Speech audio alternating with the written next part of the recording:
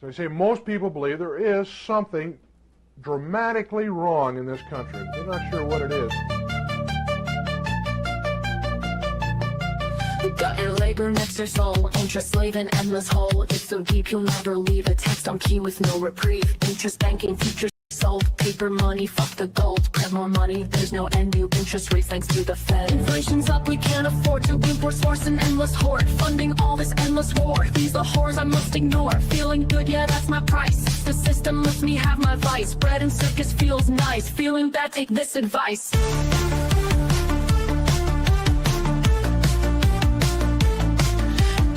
Just take this pill, watch TV, smoke weed and chill. Sports ball parties, man the grill. Watch some porn, drain your vril. Endless pleasure, wait until the lights go out, the lights are out. Holy fuck, the lights went out. The lights go out, the lights are out. Holy fuck, the lights went out. Never thought that this would happen. Should've prepped instead of fapping. Tires screeching, people scream. Living nightmare, not a dream. There goes all my dopamine, wiping off my jerk-off cream. I'm flabby, weak and unprepared to own a gun, I'm really scared. Water filters, batteries, cans of food and MREs. I really should've bought that shit before the social fabric ripped. Atomized, I'm all alone, no internet, can't scroll my phone. The lights go out, the lights are out. The lights go out.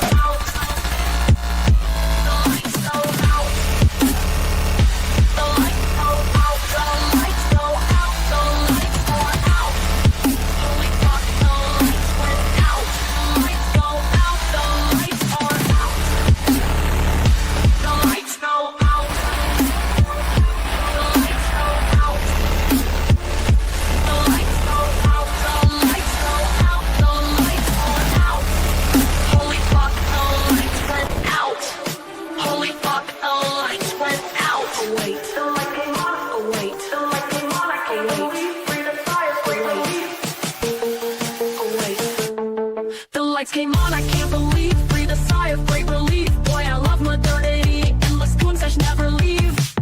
If you're sad, just take this pill. Watch TV, smoke weed and chill. Sparkle parties, man the grill. Watch some porn, join your grill. Endless pleasure, wait until the lights go out. The lights are out. The lights go out. The lights go out. The lights go out. The lights go out. The lights are out. Holy fuck, the lights went out. The lights go out. The lights are out. Holy fuck, the lights went out. The lights go out. And we are live once again in our brand new $10 million FedBucks studio with a brand new intro courtesy of Warlock Waffen and Mike of Pole. Thank you guys so much for your hard work. And we're gonna do a deep dive into the triple D's. The fourth D is diving. How are you doing today, Christopher Sandbatch? Like unvibrating now because that's the first time I've seen this intro. I saw everybody's listening. I saw a mock-up version of it, and Cap was like, "It's not even 10% of what it's going to go." He's right; it goes way harder than even I intended.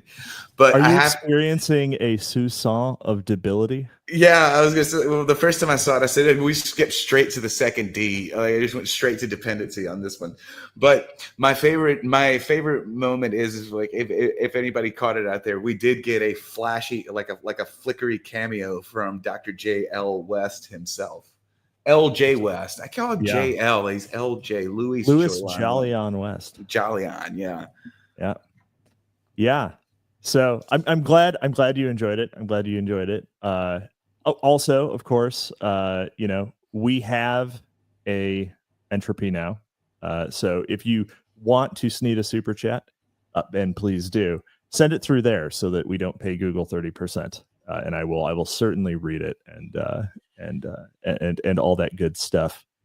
So, So what we're gonna read today, since we've talked so much about it already, is Brainwashing, Conditioning, and DDD, Debility, Dependency, and Dread, the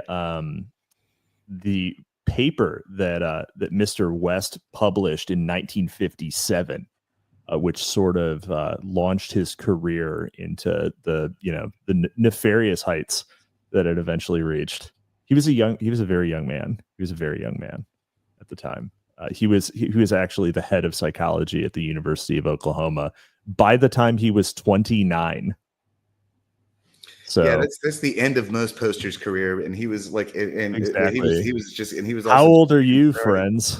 Yeah, how old are you? What have you done? I'm 35, and I've never been in charge of any university department. How many Korean War veterans have you reverse engineered trauma out of? Just one. Just one. just the one. Yeah. Just grandpa. I mean, it was a minimum. Yeah, exactly. It was a minimum viable product, but we couldn't scale it. That's right. That's right. Right. You needed too many parks and too many yongs. Didn't work. You didn't have generalizable data. Yeah, and just to remind the audience, so this is an actual paper. This is a paper, like like nicotine stained fingers, like brown knuckles, narrow black ties, Brooks Brothers suit. It is unfortunately not Wendy painting, but what's interesting is because Cap actually asked me to go track down an appearance that Jolly West made. Get this. Yeah. On Larry King Live the night of the Oklahoma City bombing. So he sprang into action immediately. And this, that's right. It's almost like the feds had some amount of foreknowledge. They were ready.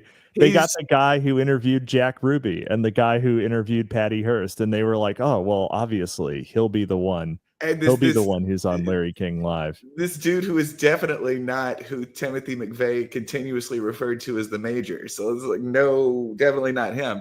But the thing that and if you remember what we talked about last time was the lone wolf. It was Wendy's wrap up of the lone wolf theory, writ large.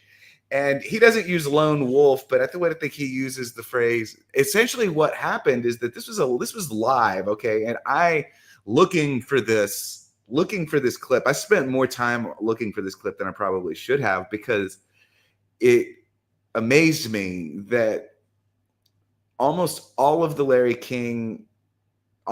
every episode of Larry King is available except for this one.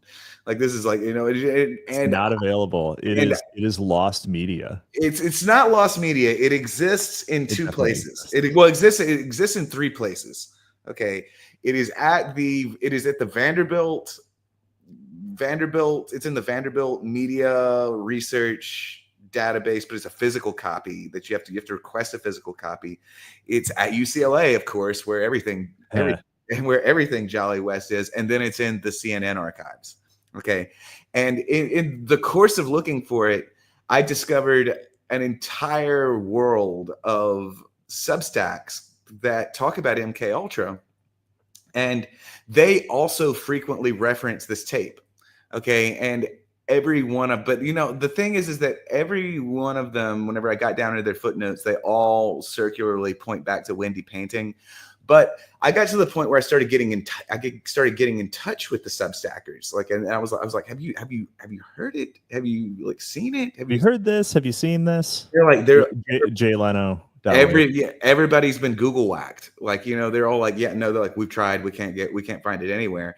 But everyone can find corroboration that it exists. So it definitely exists and it definitely happened. And what the basic thrust of it is that in the immediate aftermath of the Oklahoma City bombing, everyone was pretty convinced this had to be a large group of people. And Jolly West. And all of the reports, of course, were about multiple people. Yeah. And Jolly West was on the scene to calm everyone down and assure them that it was a lone gun, that it was a lone actor. Yep. Lone nut. He was allegedly the person who introduced that to the zeitgeist. So he was the first one to say it in mass media, according to Wendy, who I'm gonna trust Wendy here. I'm gonna trust Wendy on this one. I'm gonna say that she got this right. But we want that media. We want that media because I'm gonna clip it up and I'm gonna put it into the intro. For all the obvious reasons, I didn't go so far as to DM Wendy. But I wonder if she's seen it. Like, I wonder, like, because I'm like, if anybody has a copy of it, it's her. It's a great question. So we have a few questions in chat. Did he ever publish a book from Owen Zaleski regarding Jolly West? So Jolly West had a number of books. I have a number of his books now. But it's sort of, he was the organizer he was the editor, and then he would also contribute a paper of his own. Yeah. It's sort of, and these were sort of drawn from symposia and things like that, because he was an active working academic. He was doing all of the normal academic things of like accepting papers and having grad students do the grunt work and shit like that. Yeah. So, and if you've ever been involved in academic, because these are not monographs. These are actually, these are working papers. I mean, you can see, is like they have IE, what is it, Farber, and then Harry F. Harlow at State University of Iowa and University of Wisconsin. Those are heavy hitting universities. So what these, like, a lot of times what these essays and what these books are that they come out in. Now, many of them are available now because all of these, like Tavistock and all these people, they just assume nobody's going to go back and read this shit. I would have pointed out also, because when I went to grab this paper, it has 189 citations. So this is a well-cited paper. Yeah, it's a very heavily cited paper. Whenever this is one of the the ancestors of MK Ultra. Right. This paper is really like the genetic material. Like this is the common ancestor from which a lot of it is that was the other thing. I was going to say 186, 189 citations. What that doesn't tell you though is how many papers have cited papers that cited this one. And so, like, it's like a genealogy. The branches get very wide very quickly. So this is this is a nearly text. But the way books that Jolly West material exist, it gets printed in, they're frequently published in very small editions. Okay, so there's going to be like, they'll go to like, some of his stuff is really like, I have his book on hallucinations, and that thing, not cheap. I got a good deal, but like you can look up copies of it right now, and they're like $300. Yeah, and and in most cases we would say, and it is to an extent, it's an attempt to prevent just like, Walmarters from walking in and like picking up the DDD paper and like, going home and deciding to become like, like warlords, accidentally creating Ed Geins. Yeah.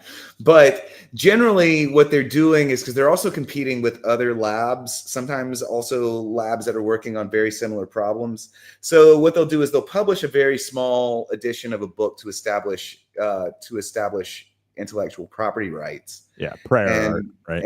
And that's all the book is really for. It's actually not really meant for consumption, Yeah. Gabe, what is this? Some sort of craft of shadows on Jolly West? Yeah. See, the thing is, there's no biography of Louis Jolyon West, despite his many connections, his prominence in psychology, his contributions to media, his work in government, he was an important guy who could very easily have multiple biographies about him. Like, you'd expect him to have at least two. He has zero. There are zero biographies about him. And so the biographical notes that we have are from, Wendy Painting. It's from his son's book, which is pretty bad. As I've said before, trash book. And his official, quote unquote official academic biographies, which are completely sanitized, obviously. So, that seems like such a good fucking product. Yeah, Lomas, I know you're listening, Lomas. I know you're listening. I I know you're listening. Jolly West was his early life checks out. He's an acceptable topic for you. Right. Yeah. So- No, but it's like what Lomas was going on today about a history of Gamergate. You know, like, instead of having Peachy Keenan write the history of Gamergate, Lomas, why don't you have Peachy Keenan write a book about Jolyon West? Or if that doesn't work, cut me $30,000 and I'll do it. Wow, cheap date. I'll take one. Well, he was offering 10. He was offering a $10,000 advance on. Yeah, exactly. Yeah, he was offering $10,000 advance on a Gamergate book, and I'm like, that's not a lot of money. It's not a whole lot. Anyway, yeah, Jolly West. I honestly, I think Wendy Painting is the girl for the Jolly West biography. She probably is, but whether or not she wants to, she seems like no, for sure. The issue with stuff like that. There's been a couple of people that I've thought about writing by. Willis Carto was one guy. Do you know who Willis Carto is? I don't. Oh, you don't know who Willis Carto is? Well, why don't you tell us? Willis Carto is a would pass. Could somebody do a biography without authorization from government agencies? Absolutely. It is absolutely fair game. Yeah. Now you might, turn up. You might get who's the guy with the Cajun name? You might end up Trentadude. You might get Trentadude. You might get your Trentadude. Yeah. Right. But oh shit, what was it? Oh, Willis Carto. Willis Carto was a guy who is, he's the guy who set up Elohim City. Okay. So we got just real quick, we got our first super over on Entropy. Thank you. Gun Limited Ammo for a little tug for Old Jolly, $10. Thanks so much. Little tug for old, whatever. A little tug for Old Jolly. Yeah. But Willis Carto was this guy who's this sort of nebulous, sort of very colorful, very shadowy figure who was involved with spooks and the American, he's the guy that funded who is the Imperium, Francis Parker Yockey. Yeah, he's he's behind pretty much every right-wing figure, every far right figure between who was the American neo-Nazi? I can't remember his name. Which one? The one with the pipe. The aggressively handsome one. What was his name? Yeah. Somebody in the chat will know it. Forget his name. But yeah, and then Francis Parker Yockey, and then all the way through the 70s. Lincoln Rockwell. Yeah, Lincoln Rockwell. Yeah. Right. So and then he didn't die until fairly recently. But he's one of these guys. He's doing all these midnight visits. He's running messages between glowies. Again, like I said, he's involved in Elohim City. He's almost certainly involved in the McVeigh case. I never met him, but I worked with a lot of people that worked very closely with him whenever I was in Washington, D.C. I think he does have a biography now, but he's another one of these characters that I thought about taking it on myself to write a biography. The problem is that people like Wendy, Wendy's probably as best positioned as anybody is to write about Jolly West. If she's working on something else, though, it takes her 10 years to write a book. It doesn't take me 10 years to write a book. I just sit down and do it. But the talent is spread thinner than you might imagine. Right. Well, and there was something I was there. Here. There was something I wanted to respond to real quick. Gabe says, disagree. Gamergate is objectively more historically important / significant than some spook. Actually, I'm going to actually you, sir. The sort of distributed mind control techniques that were pioneered in MK Ultra and then generalized to media control, that Gamergate was just the wedge issue to uncover, could not have existed without Jolyon West. Yeah, no, that's absolutely true. And before we get started here, I want to point, because there's an aspect of the way I think that is a result of me having a significantly broader and deeper scientific education than I probably should. But there's also kind of a weird function of just the way I'm sort of programmed. There is a way science writing works differently, because we're about to read a scientific paper, and maybe a lot of people aren't familiar with the way they work. So the way I explained the way monographs work, where you're supposed to read the first paragraph, so the way scientific papers work is a little different. They are frequently only solving the special case of a problem. Famously, Einstein has to prove special relativity before he generalizes it to general relativity.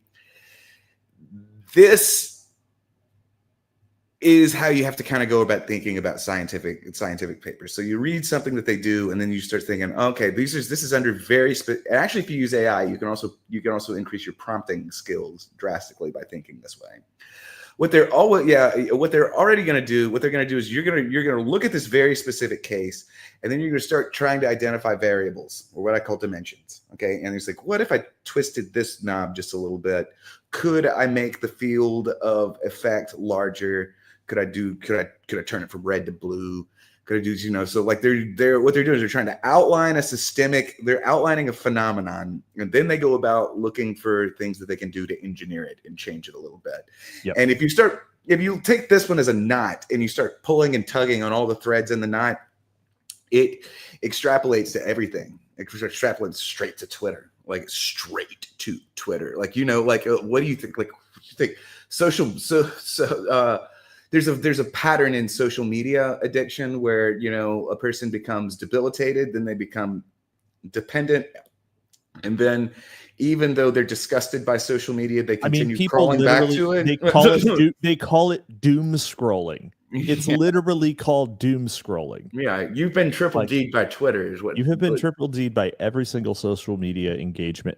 Engagement algorithms have converged on DDD. Like, that's the convergent evolution of engagement algorithms. Yeah. So I guess we should get started on it. Without further ado, we'll get to this.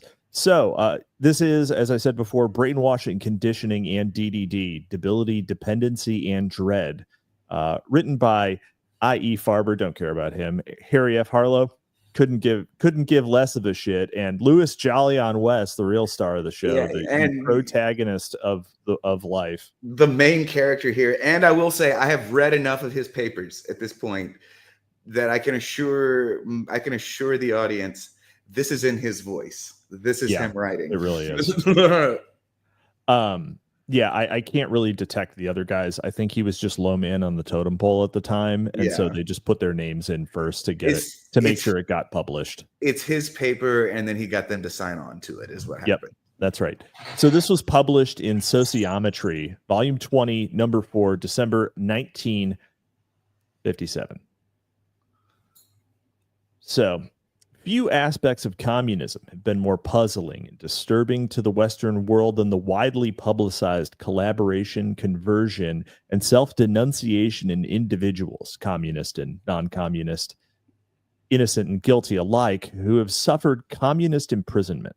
Such behavior in persons whose intelligence, integrity, or patriotism can scarcely be doubted has suggested to many a mysterious power or knowledge that enables communists to manipulate the thoughts and actions of others in a manner ordinarily reserved to characters in the more lurid sorts of science fiction. Accordingly, such terms as brainwashing, thought control, menticide, which is amazing. Menticide, absolutely wild. Yeah, you want to start like a prog metal band, and we'll call it Menticide. Yes. It'll be great.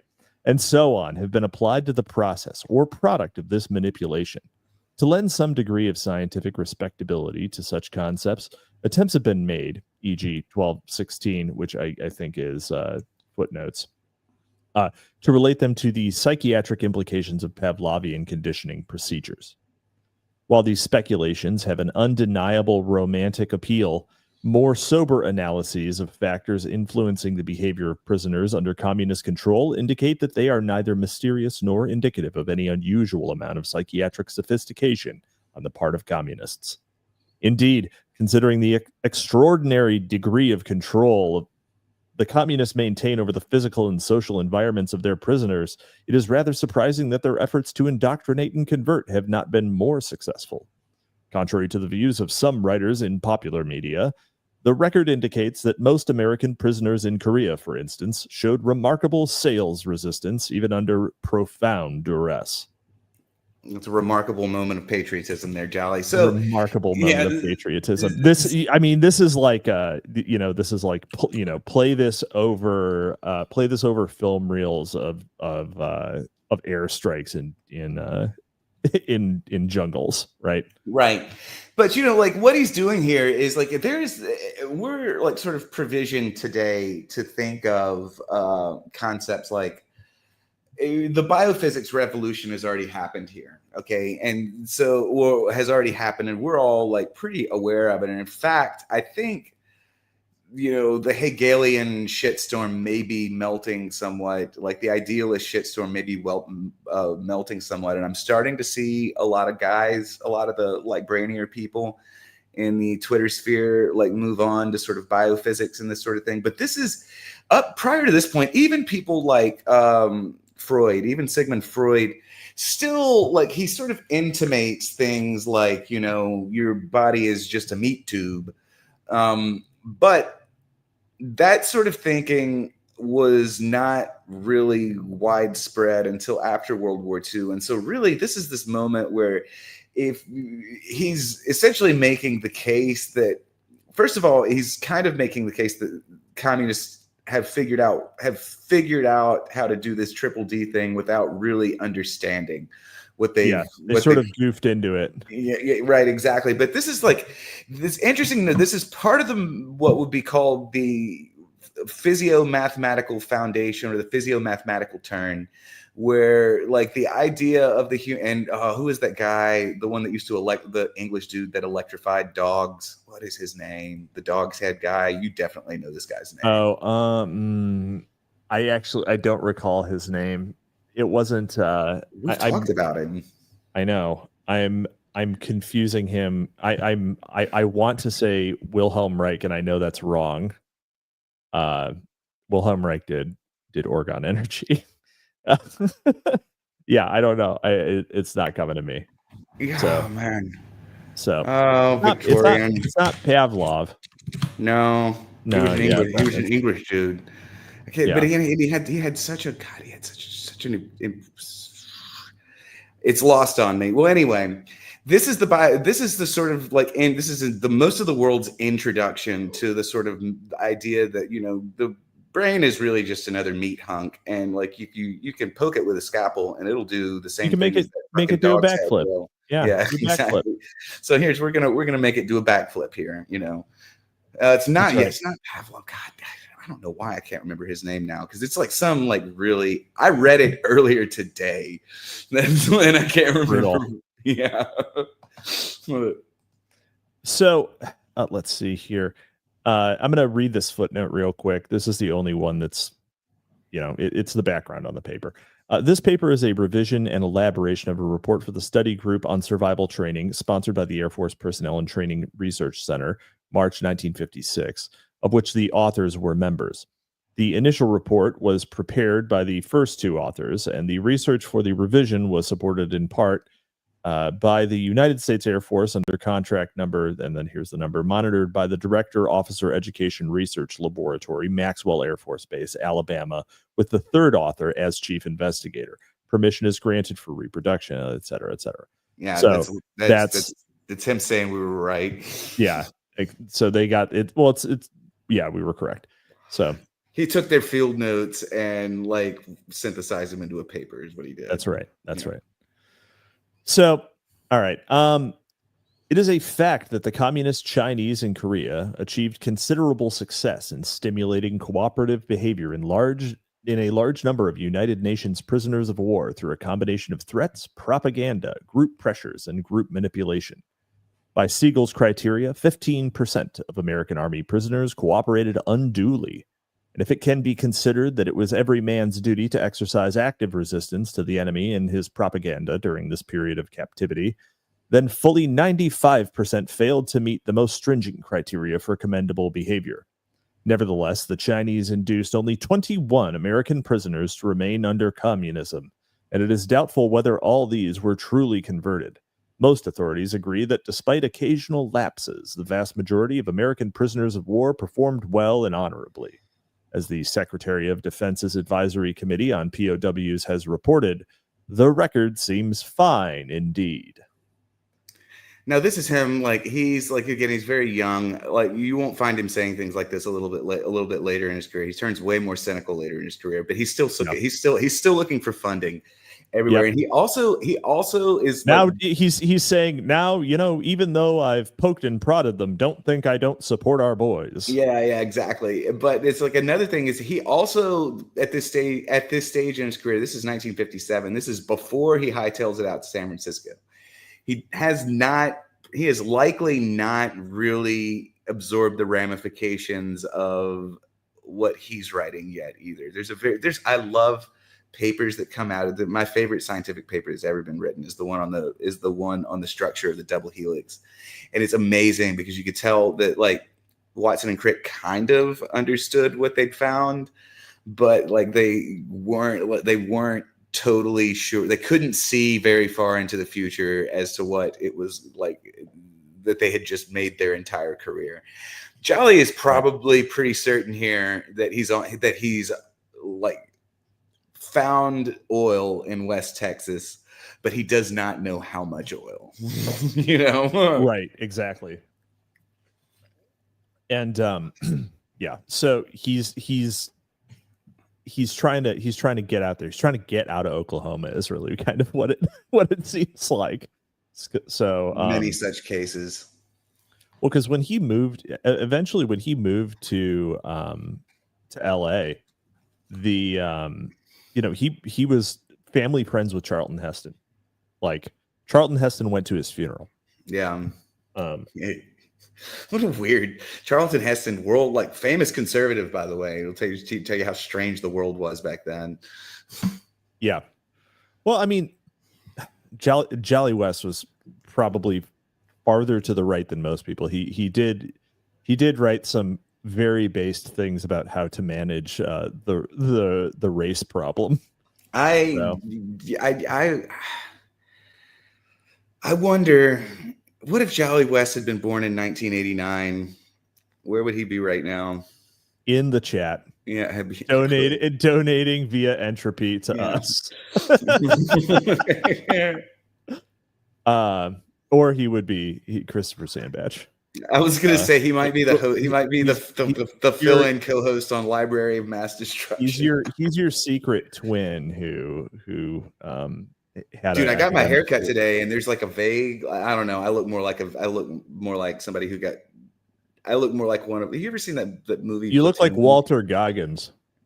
Not anymore. I did a couple of days ago. Now I look more like somebody that would be in like Willem Dafoe's side of the Platoon in interesting. The movie Platoon. Yeah. Yep. All right. In light of these findings, a complete analysis would concentrate more heavily on the factors that enabled the large majority of POWs to resist in some degree. However, it is not with these phenomena that the present discussion is primarily concerned. Rather, we wish to discuss the basis for the successive techniques whereby false confessions, self-denunciations, and participation in propaganda activities were brought about. The communists made special efforts to elicit these behaviors in flying personnel, particularly with regard to confessions of participation in bacteriological warfare. After their worldwide propaganda campaign went into high gear with accusations of germ warfare in Korea beginning on February 21st, 1952, a vigorous policy of coercive pressure was applied to a large number of American flying personnel captured during the Korean conflict. As a result, a number of flyers from the Air Force and Marine Corps signed false confessions of bacteriological warfare and participated to various extents in enemy propaganda activities. A detailed account of these events may be found elsewhere. So a couple of things that are going on here. I want to take advantage of my history here. So February 21st, 1952, this is the Korean War proceeded in a very strange way. And not a lot of people really know how the Korean War worked. The way the Korean War worked is that we arrive in, I think, early 1951 is whenever I think we arrive, and we immediately push North Korea's shit in, like push them all the way back to their frontier with China. And then, it was early 51 that MacArthur got relieved. Right. Oh, okay. So we were there in 1950. See, I don't even know a whole lot about what happened, but we get there and we immediately push North Korea's shit in, and we push them all the way back to the Chinese border, and then there's like this like stutter in the matrix, and at a place called the Chosun Reservoir, the Chinese enter the fight with around 2 million soldiers. Okay. And they start pushing America backwards across North Korea. So it really, from there, it sort of starts to like settle down into a stalemate. And what sort of happens is that over the course of 1951 and 1952, a very strange illness starts spreading through both armies, actually, because the North Korean army was beat almost to shit, and the Chinese actually don't spend a lot of time in the Korean Peninsula. But there's a disease called Korean hemorrhagic fever, and it has a very strange progression, and nobody had ever really experienced this type. And it's a virus; it's not a bacteria, but nobody had ever really been able to run into something like this. And it was a disease that, see if this sounds familiar. People who were, sort of cared for it. It was a respiratory and a brain brain swelling disease. And people, and that apparently causes bleeding, since it's called a hemorrhagic fever. Yeah, it's internal bleeding is a lot of it. But people who were, the way they tried to treat it was very similar to the way they tried to treat COVID, was like putting people on respirators and that sort of thing. And they would also discover that if you put someone on fluids, it would just feed the hemorrhaging would increase. So a lot of people died, and they eventually figured out that you have to increase the saline. Like you can put people on fluids, but you have to increase the saline. Has to be more salty. You got to get them extra salty. But the interesting thing is, first of all, Korean hemorrhagic fever belonged to a family of viruses that had been very ill studied at the time, called coronaviruses. Okay, wonderful. Yeah, and the second thing is like, this is an interesting point here. Why do you think they concentrate on airmen? Why would airmen be of more interest to the communists here? That's a great question. I guess I would say they are captains. If you're a pilot, then it's a little more heroic. It's kind of it's a high status kind of military job. Yeah, it's that. Why is it high status though? Well, you got to fly a plane. But what there are certain requirements that are kept. The prestige is there. Sure. So one of the reasons that you discover, and I learned this, of course, my MK Ultra scorecard is sort of indicative of this trend right here. To be able to properly MK Ultra someone, to be able to really triple D someone, to get someone to sort of buy into the narrative that you have, you need someone who has, paradoxically, a pretty established sense of narrativity, which means you need a pretty high dimensional attack surface. You need a high dimensional symbolic attack surface that you can start to play with. Okay. And so one of the requirements of airmen is that they've been to college. Okay. And so these are people who they've already been subjected. Cream of the crop. They're high IQ, meaning they have a tendency to think about things a lot more. So whenever I talk about IQ, I don't mean to dump on chuds or anything like that. But you take an 80 IQ person and they internalize the friend-enemy distinction way better than somebody who has to read Carl Schmitt's book to learn about the friend-enemy distinction. You're saying, be the Navy cook, Cookie, who's back there cooking up beans and rice and shit like that. He'd be like, doesn't give a shit who else confesses or anything like that. He's like, you bunch of dang old commies, boy, what y'all are. But if you have someone that has, they've been forced to read existential literature, and then they've been forced to do they have expanded the symbolic library that you can like sort of, they have more buttons that you can go push. Okay, so they present like paradoxically. So you're saying you can't MK Ultra a grug? You can, but it's different. Yeah. Their resilient surface is different. Their resilient surface is way more elastic. So like a very the more developed someone's symbolic library is, the more prone they are to recursive iteration. Yeah. The harder they're going to snap when you do break them. Okay, so like it's like they'll be very resilient up to a point, but when they break, they totally break. And they break. They're just shitting themselves. Yeah. Yeah. Okay. Sure. All right. The objective intensity of noxious stimulation, injury, disease, and malnutrition, deprivation, sleeplessness, fatigue, isolation, and threat suffered by many prisoners for a greater or lesser period was extreme. There were few, if any, who were not subjected to some of these conditions. Accounts of observations and experiments related to these various types of stress are now appearing in the literature in increasing numbers. The present discussion is concerned with the theoretical analysis of the psychological stakes and processes resulting from such objective conditions of stress. D. Well, before we do this, also, I think the concept of state should be probably teased out a little bit. So you like, what do we mean when we say psychological state? Yeah, when we say state, so what do we mean?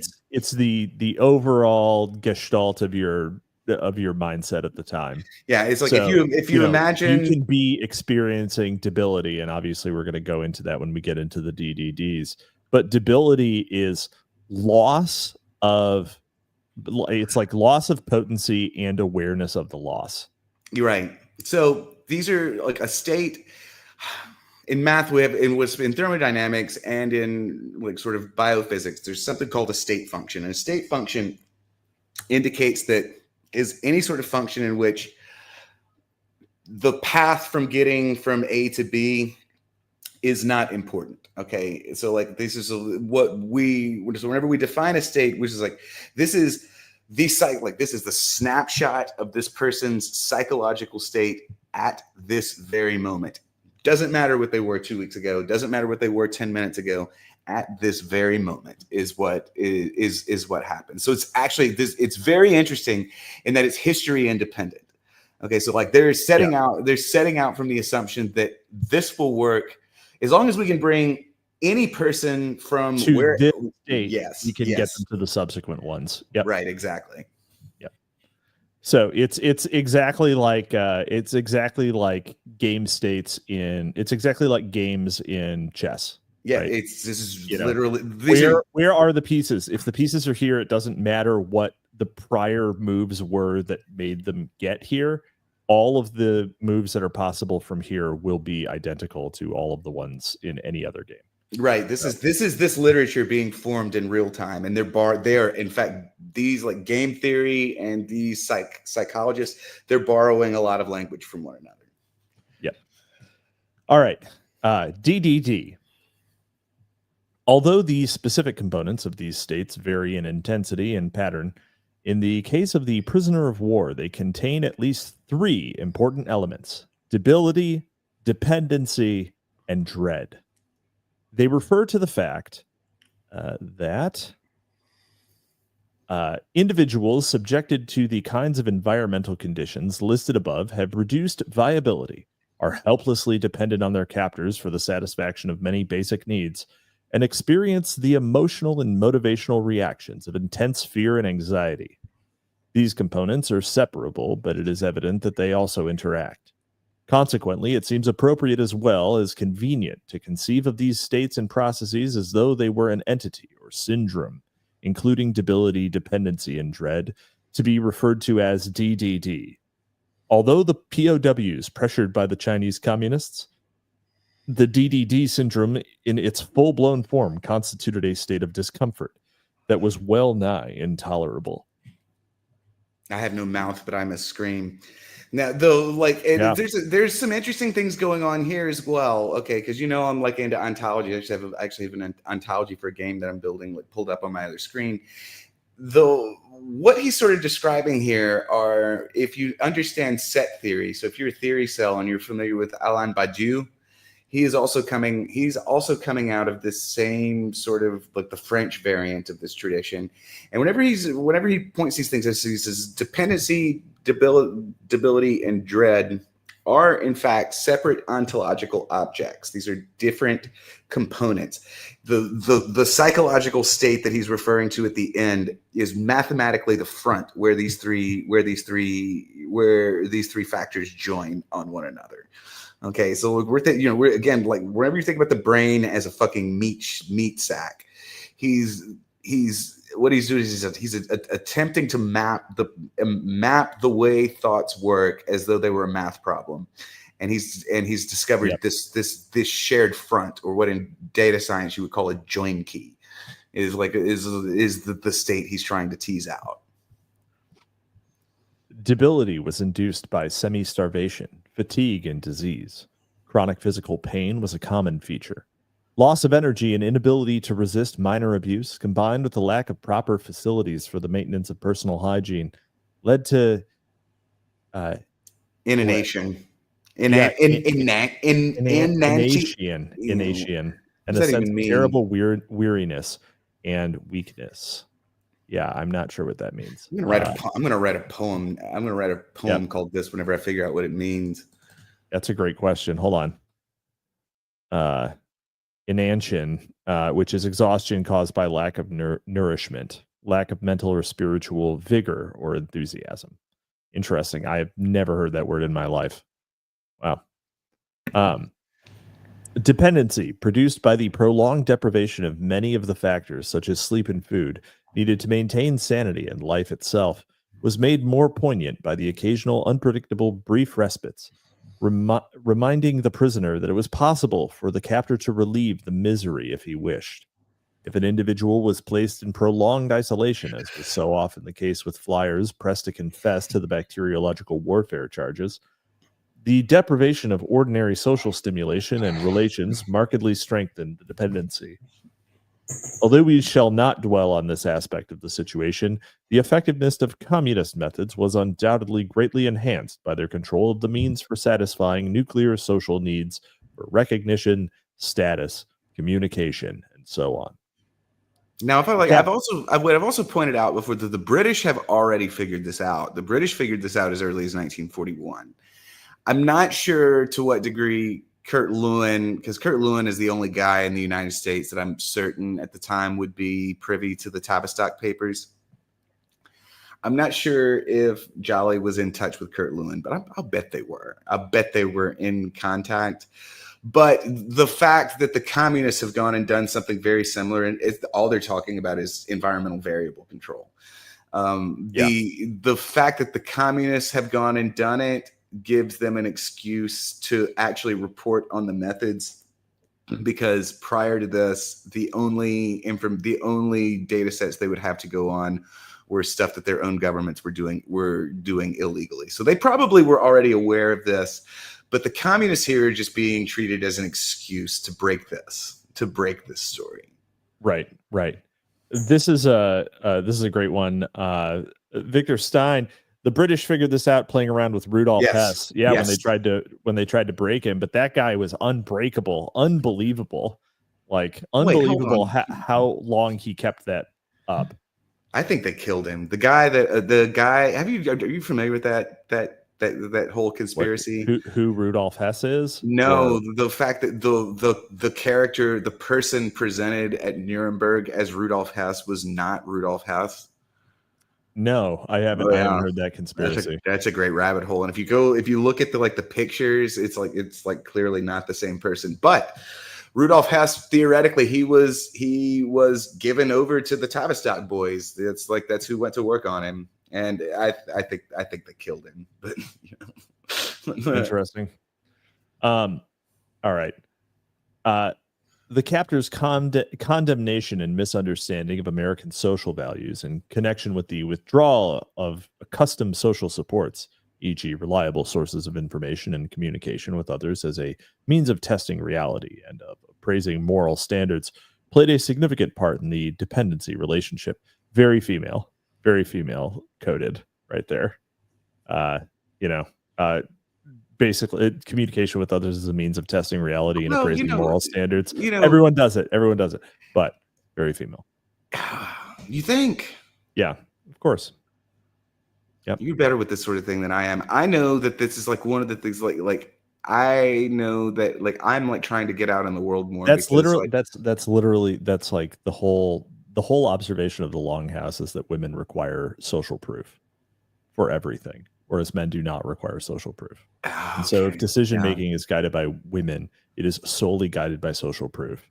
And but it's guided by men that it is objective based. And I don't mean like objectivity. Men are obviously as subjective as anyone else. Right. It's just that the subjectivity of men does not enter its own feedback loop inherently. So okay, and yeah. like it's goal oriented, not method oriented, right? So whereas social proof is always going to be method oriented. So that's the core observation of the Longhouse.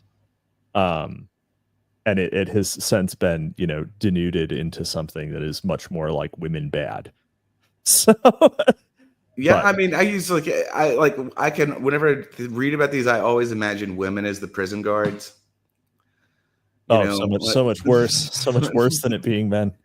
But if you remove, I mean, we're talking about serious de-dimensionalization here. So we're like even to the point where like, if you're sitting in the dark for 21 straight days and someone starts telling you like you'll like start to like lose your ability to sort of ping left and right from one another, and you'll get very disoriented on just like very basic level. So like, yeah, I think it's I agree with you. It's certainly femme coded, but like this is like an extreme levels of where even like, physical impulses have no like ability to be checked. That's right. Yeah. Okay. Dread is the most expressive term to indicate that the chronic fear the communists attempted to induce: fear of death, fear of pain, fear of non-repatriation, fear of deformity or permanent disability through neglect or inadequate medical treatment, fear of communist violence against loved ones at home, and even fear of one's inability to satisfy the demands of insatiable interrogators. These and many other nagging despairs constituted the final component of the DDD syndrome. The interrelations of these factors, carefully contrived and nurtured by the communists, were of great importance in determining the total effect of DDD. Although there were some individuals who acceded to the demands of their captors fairly early in the game, it is clear that the Chinese realized the importance of preparing the resistant prisoner through DDD for the long drawn-out process designed to bring about the desired goal: complete compliance. So yeah, this is a sort of thing where someone, and if you're familiar with John le Carre books, he wrote like a number. He's a 1950s he's a British spy. Yeah, and he wrote like The Spy Who Came In From the Cold. It's my favorite movie ever. Actually, the movie is my favorite movie ever. But he would point out that whenever agents would be brought in to interrogation, they would have they would refer to as the last line of defense, which is like one moment, Sandbatch. I want to give you a tragedy in two parts. Penultimo says, "My waifu is as socially unaware and autistic as myself." And Four Club says, "Is a socially unaware woman even a woman at that point?" And there, my friends, is where the implied tragedy resides. Tragedy begins at home, or so I'm told. But now, like, one of the things that's interesting is that, again, the resistant prisoner is more interesting than the prisoner who chooses to comply early on, because the prisoner that chooses to comply early on is going to give you worse information. First of all, like, there's just the very basic fact that he's on his own decided to change teams, so he's a turncoat by nature. Okay, so like a person who decides to betray their own team early on in the game, they might the communists, they might take what they can get from this person, but they are significantly more interested in the Paul Fahrenheits of the world, who are going to hold out until the bitter end. You know? Yeah, exactly. Let's see here. Before considering in greater detail these specific mechanisms underlying the role of DDD in accomplishing this aim, three prefatory prefatory. That's a hard one for me too. What is going on? I'm running into words that are outside of my normal lexicon tonight. Now Jolly was a solid Jolly, he was a big brain on him. Comments are in order. First, the present analysis lays no claim to comprehensiveness. It deals only with a few aspects of DDD occurring under certain conditions. This is him like saying, you're going to need to fund me more. Yes, we believe these aspects to be important, but they are not all that important. In this connection, the present paper may be considered as an elaboration of portions of the comprehensive discussion of communist thought reform by Henkel and Wolff. It is gratifying that our conclusions, arrived at independently and on somewhat more theoretical grounds, are essentially in agreement with theirs. Oh, so these guys wrote something that was similar to ours, but ours is different and better. Jackson Hinkle over here.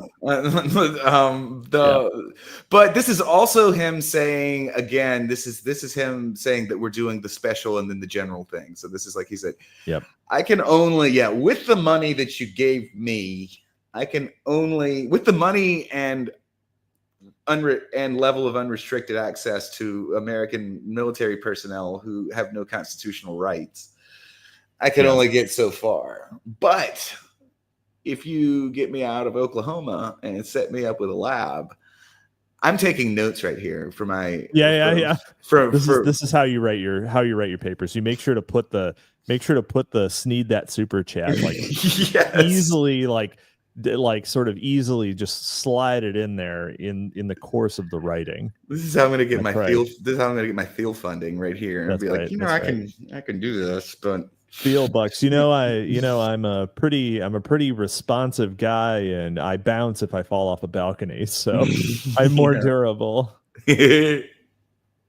Second, our use of the terminology of learning theory, broadly conceived, and our use of concepts derived from conditioning does not imply that we consider learning theory uniquely competent to explain the effects of DDD. On the other hand, we do consider factors influencing behavior in DDD to have something in common with factors affecting behavior in learning situations generally, and therefore that it may be worthwhile attempting to analyze some aspects of behavior associated with DDD in terms of principles of classical and instrumental conditioning. Which is oh no, it's the rest of the 20th century. He's like, I mean, if chat is not aware, he's directly comparing communist prisoner interrogation techniques to the American public school system. That's just a direct compare in science talk. But, as an eminent conditioning theorist has recently noted, the view that principles derived from conditioning might apply to more complex behavior does not at all imply that complex behavior can be explained solely in terms of the variables affecting conditioning. In this instance, it is particularly doubtful that the procedures used to influence the behavior of prisoners under communism derived from the methods of Pavlov, or that the prisoners' reactions are generally understandable in purely Pavlovian terms. On the contrary, to the extent that such concepts apply at all, selective or instrumental Thorndikean learning was a more prominent feature than the classical Pavlovian conditioning. Certainly, only limited aspects of the behavior of prisoners under communism bear any resemblance to the generalized inhibitory or excitatory states characterized by some of Pavlov's dogs. Yeah. So, are you familiar with what Thorndikean learning means? Not really. No. Okay, as opposed to Pavlov. People are more familiar. Pavlov is everyone gets classical conditioning. You associate a reward with some sort of input, and then you can take away the reward. So Right. And this is Pavlovian conditioning is very rote. It is it works on animals that don't have it works on sublinguistic like creatures, for instance. Like Thorndike is classical conditioning works on humans too. Yeah, it does. Yeah, it does. But like what he's implying is that something more complex than than just sort of basic conditioning. Because the thing about Pavlovian conditioning is that it's also relatively easy to reverse. As soon as if the state changes, then you can sort of lose it. But if you implant this is what's called law of effect and trial and error learning is what it is. Then like we're talking, and because I forget, we've never actually gone over K-lines before. K-lines are almost 15 years away at the time still, though. Marvin Minsky's K-line theory. But they are, and Thorndike was back in the 1870s. It's just because you can so this is actually I'm familiar with what it is now, which is ABA. Yeah, so I am familiar with it, I guess. So this is just the precursor to ABA. Yes. ABA is what is used to treat people who are severely handicapped. So like if you know someone who's like a nonverbal autist, then to teach them life skills so that they can like maybe take care of themselves a little bit and not be an animal, right? Then ABA gets used. So surprised nobody's ever tried that on me.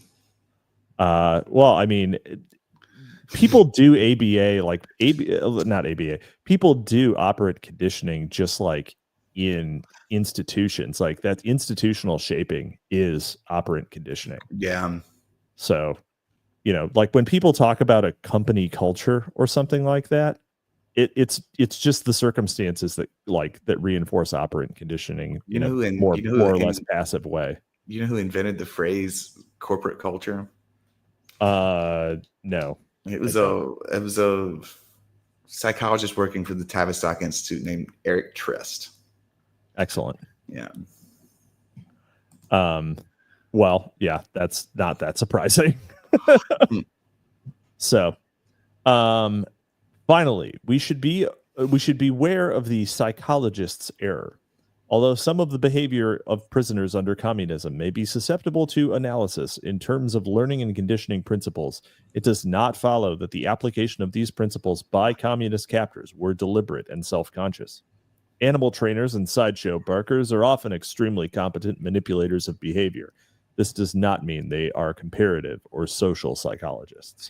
Yeah, they don't know. They don't know what they did. They just know. They know how to do. They know how to do it. They don't know the theory that's underlying. He's sort of he's being very clever here. He's actually sort of accusing them of being a little Pavlovian, and it was like he's like maybe they're not even as complex as maybe they've only learned a Pavlovian response here. Okay, yeah, don't worry. If you give me more money, we can get ahead of them. Is the unsaid implication here? Yeah, we're more sophisticated. Yeah, we're the smartest guys in the room. Pay us. He's DDDing the people who are reading his paper. The reader. Oh my gosh. Let's see. We got a donation. We got a dono again. Entropy. Melisma. $25. Thanks for all the aberration in the heartland of the real streams. Having a Jolly West paper as a capstone is perfect. Yes, thank you, Melisma, as well for the very generous donation. And I mean, I have been looking forward to doing something like this since for the past 2 months or so, since we really got into the Jolly West portion of aberration. Y'all be going wild in the entropy. I don't know if it's the Monday thing or the entropy thing, but y'all be going wild tonight. Maybe people just weren't catching us live. So, all right. Good time slot. Good topic too. Let's see here. DDD, self-perception and thinking. By providing a radically changed context, DDD might be expected to produce new responses that actively compete or interfere with wanted behavior. It may also produce a condition of markedly reduced responsiveness, not unlike the generalized inhibitory states described by Pavlov and Liddell. due to the reduced or monotonous stimulation associated with isolation and confinement, or to reduced energy, or to the frustration of previously successful techniques for achieving goals. Whenever individuals show extremely selective responsiveness to only a few situational elements, or become generally unresponsive, there is a disruption of the orderliness, i.e. sequence and arrangement of experienced events. The process underlying time spanning and long-term perspective by disorganizing the perception of those experimental continuities constituting the self-concept and impoverishing the basis for judging self-consistency, DDD affects one's habitual ways of looking at and dealing with oneself. Now, that paragraph, that goes hard. Yeah. So you become unmoored. So the way that you got sort of the groove that you were in before, the way that you were sort of comporting yourself, the way that you understood sort of in an operant conditioning way that behaving would lead to certain results. Removing all of those rules and substituting a completely different rule set will cause a person to become unmoored and therefore programmable. They're off track, and you can substitute a track for them to ride. Do I do this now or do I do it later? So this has happened to me, and it's happened to me in like a non-passive way. It's happened to me in a very violent way before, and like whatever the version of me is that you all have been dealing with for like really the last 4 months, but really going back almost 2 years, is a version of me that has been quite thoroughly DDD'd. Okay. And it's, because I don't want to like, I've mentioned her on the chat before. There's a woman that I dated until really June of last year. So like she was very good at, she's the most brilliant person I've ever met. Absolutely top tier head game. Yeah, she's a psycho. Dome like a champ. Yeah. But the thing about our sort of entire relationship, and this is the thing, I would to an extent, I would call it rape. But the thing that she did is she sort of lured me up to Arkansas. And the thing about this relationship with her is that at no time during my involvement with her was there ever a sort of third referential party present. And she almost wouldn't even like to go out to bars and that sort of thing, because like there would be observers to like sort of the way she would sort of behave with me. And she did this very subtly over the course of about 11 months. She was not BPD, she was a cluster A, she was a schizo. But she was a schizo that had like, she'd been through a lot of therapy and she'd been lots of fucking, like, she learned the lingo and the jargon, and she was very high IQ. What she did sort of slowly over the course of several months was like sort of start to crack my ability to sort of like reference myself with respect to like even just sort of anything else. And like she would really like to sort of trap me, like almost 90% of our relationship took place in the confines of like hotel rooms, my house or her house, where there's no one else to watch, no one else like really like, there's no one else to really sort of like be like, dude, this bitch is acting crazy. And it got to a point very near the end where I'm like, because I was getting involved with another woman who ended up being like kind of a little bit of a cluster B instead of a cluster A, and was damaging in a whole other way. Fucking guy, am I right? Am I right, fellas? This fucking guy sure can't pick him. You need a manager to pick your female partners. No, I mean, I really do, but no, like, because this is like really important. By the end, she was like starting to convince me that I was a psychopath and that I might be a repressed homosexual. Okay, like she was getting in. She was trying to dommy mommy you. She was trying to peg you, dude. You just saved your butthole. It was, I mean, it was there. Whatever she was doing, it was way worse than that. It was way worse than that. Okay. And she got a $500,000 grant out of me. Is like, wow. she did get a bunch of information out of me and then ran off to a government organization where they got a $500,000 grant. And I never heard from her again. But it is the moment I had a moment, like I remember I was sitting in the parking lot of a pizza place in Little Rock, Arkansas, trying to figure out what the fuck I was going to do. And I knew in my heart, the thing to do is leave. The thing to leave, just walk away. And I went in and got that pizza and I fucking brought it back to her. It was just like, what? So, I mean, it's very disorienting. And there's a serious, my MK Ultra handler, for instance, the guy that I refer to as my MK Ultra handler, he told me, he said, yeah, he's like, you've been seriously affected. He's like, it's going to take you a year. It's going to take you a year to come out of this at best. Then he told me, he's like, if you go get involved with this other woman who I can already tell is going to be bad for you, you're scrambling your wires for 2 years. I'm like, fuck. Well, let's go back to the paper. Shit. I just want you to know that her receiving $500K for tormenting you is operantly conditioning her to come back and torment you again. She's just FYI. I'm just pointing out how it works. Just a little example for the crowd. Well, I mean, it is true. If you go read, y'all should go read my MK Ultra self-assessment, because I mean, I was very honest about myself definitely check the Sandbatch batch stack.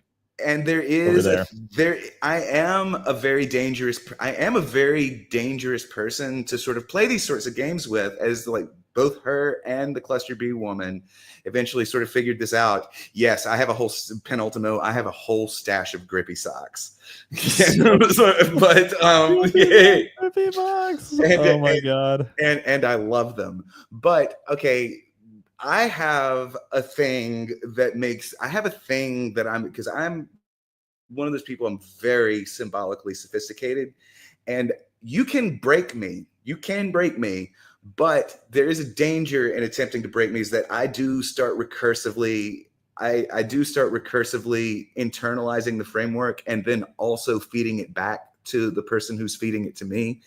And so she did get a $500,000 out of me, but she also got broken. We sort of snapped each other. He's got the thorns affix. Whenever he takes damage, he also deals a portion of the damage back to the one. So if you try to glass cannon a Sandbatch, you're gonna get an eye full of pocket Sandbatch. Yeah. So yeah, she got 500,000 for tormenting me. Sneed those entropy chats. We got those entropy chats. Can we reach 500,000? We'll say the N-word on stream, I swear. And appropriately enough, Jolly West continues, this effect, which has been elsewhere related to the collapse of certain ego functions, bears an interesting resemblance to some aspects of the post-lobotomy syndrome.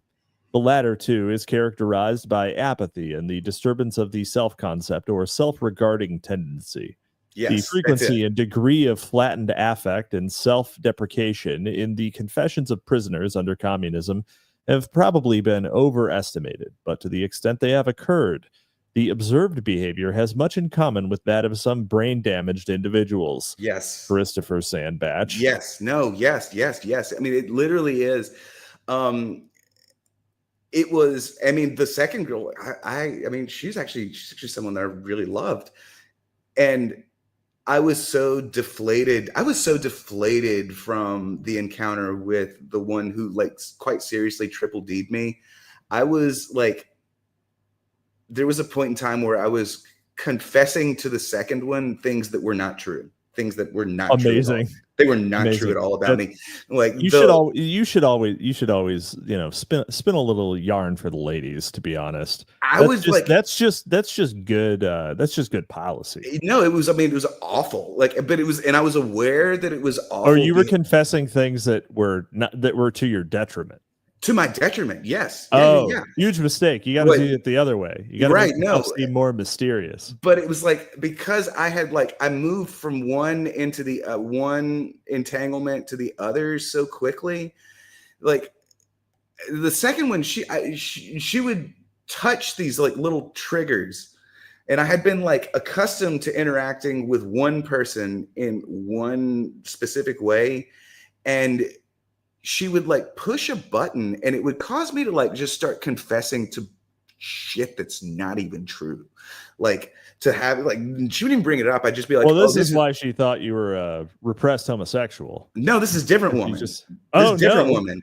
Yeah. Even worse. This is a different woman. Yeah. But like she would hit triggers at the first one. Ellie was her name. She would hit triggers that Ellie had put in my head. And I would start like confessing to like having like 3-generation history of mental illness in my family, and I fucking don't. Amazing. Amazing. I mean, it's wild, and you can just not a 1-generation history. Yeah, but you can actually you're this is an out of body experience. Okay, this is a legit out of body experience. You can observe yourself behaving in this way, but are relatively unable to stop it. Like you're sort of outside of yourself, listening to yourself say things that you know aren't true, and you're just like, that what is that movie, the Matthew McConaughey movie where he slingshots around the sun and he's like banging on the glass, Interstellar? Like, yeah, it's like this scene in Interstellar where he's like trying to where communicate. He's like in the bookcase or whatever. Yeah, it's very similar to that. So you had this out of body experience where you were telling your e-girl that you like were secretly a furry or whatever. Yeah, and none of it's true. And none of it was true. Yeah. Yeah. Fuck. I it really did not stop. I did not it's actually been since we've started doing this MK Ultra stuff has actually been very therapeutic for me. It really didn't. It really didn't. Unintended, but great. Yeah, it really didn't stop until very fucking recently. All right. Well, let's continue the Sandbatch therapy stream. Closely related to the foregoing consequence of DDD is a disturbance of association and concreteness of thinking, similar to that sometimes seen in schizophrenia. The retention of recent experiences and habit patterns may be impaired with consequent regression, i.e. primitivization in language, thought, and those integrative and mediating symbolic processes essential to reasoning and foresight. Conditioning performance in human subjects is impaired by some kinds of symbolic activity, and conversely, the impoverishment of thinking may increase susceptibility to arbitrary and unsubtle training procedures, leading to relatively automatic and uncritical imitative responses. This susceptibility may be further enhanced by anxiety and emotionality. Basically, once they break you, they can say, you do this, you get a reward. You do this, you get a punishment. Do you understand, puppy? Or whatever. No, that's literally. Does kitten want her treat from daddy? You're I'm not wrong at all. I'm not wrong. I have.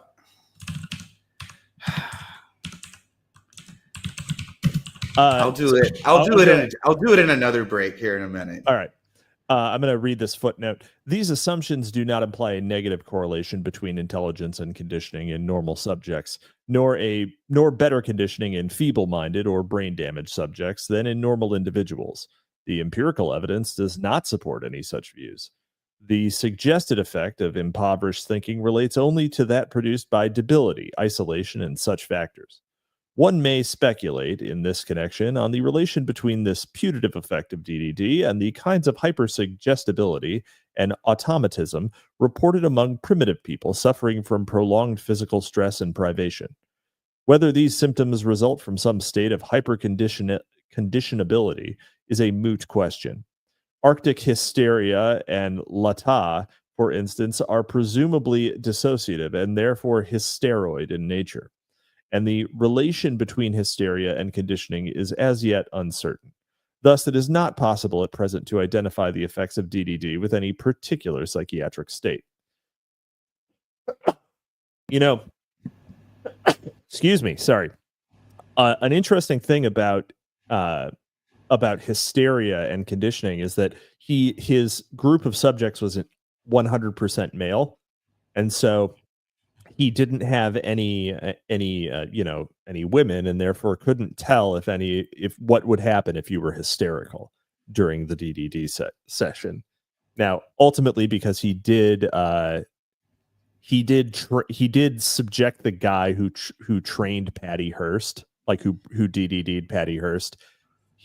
Jolly West had previously DDD'd him, and so that's where that guy learned the techniques that he used on Patty Hearst, which is why it was so wonderful for Jolly West to get a chance to interview her after she was freed from the Symbionese Liberation Army. So it's not often you get to test generation 2 of your technique, right? Oh no! It looks like I don't have. I don't have the second one, but I hadn't. There was a thing she would do. So the thing she'll do is like what they'll do. And it involves a lot of giving you more or less what you want, but then and this is the reason why. And I actually noted this in my sort of pieces that general intelligence is not really a good indicator, okay? But someone's level of symbolic sophistication, which usually it does tend to go along with intelligence, but it doesn't necessarily, okay? The ability to induce disorientation is the important thing, and the more symbols you have to work with, the easier it is to sort of start. What was the one that I read for you that it came back? I said, okay, what you do is you give me a set of puzzles that include my ontologies of my own ideas with small mistakes. Yeah, basically you have to. It's what the LLM suggested to Sandbatch was that that in order to break Sandbatch, you would read back to him statements in his voice with subtle errors and distortions. Yeah, and it would drive me crazy. I wouldn't last a week. I wouldn't last a week. It would I'd be done rapidly. But the thing is, okay, this is what they'll do is they'll give you listening to a distorted echo. Yeah. They'll give you what you want mostly. They'll figure out what the thing is that you want and they'll give it to you. But then they will quickly reverse course. And while the biochemical reward mechanism is see, I've done a good thing, I can sit here and feel good for a second, they will slice into that with a negative feedback loop. And if repeated in a closed environment over the course of a number of sessions, and this can happen daily. This can happen in 2 or 3 days. If you're isolated, it's I hate to put it this way, but it's she'll have sex with you. And then, but immediately afterwards, she'll get up and start wandering around the room calling you a sociopath or something like that. And the way this sort of works is it instills this uncertainty in you about your own sort of you're referring to the difference between men and women here, how men are goal oriented. It will start to make you mistrust your own goal seeking patterns, because it's okay, if this is the thing that all normative feedback from me says this was a good thing, but in this situation, it continually turns out badly. Keeps fucking me. Yeah. Yes. Okay. Exactly. And over the course of a relatively short cycle, it can severely dent your ability to set goals for yourself. It's frightening. Yeah. Sorry, I didn't mean to get so subjective. No, yeah, you're fine. You're fine. As our resident test subject, we need this kind of valuable input. Penultimo says, "How cooked am I if this sounds kind of hot?" It is hot. That's the. And this is how Sandbatch got DDD into CBT. So.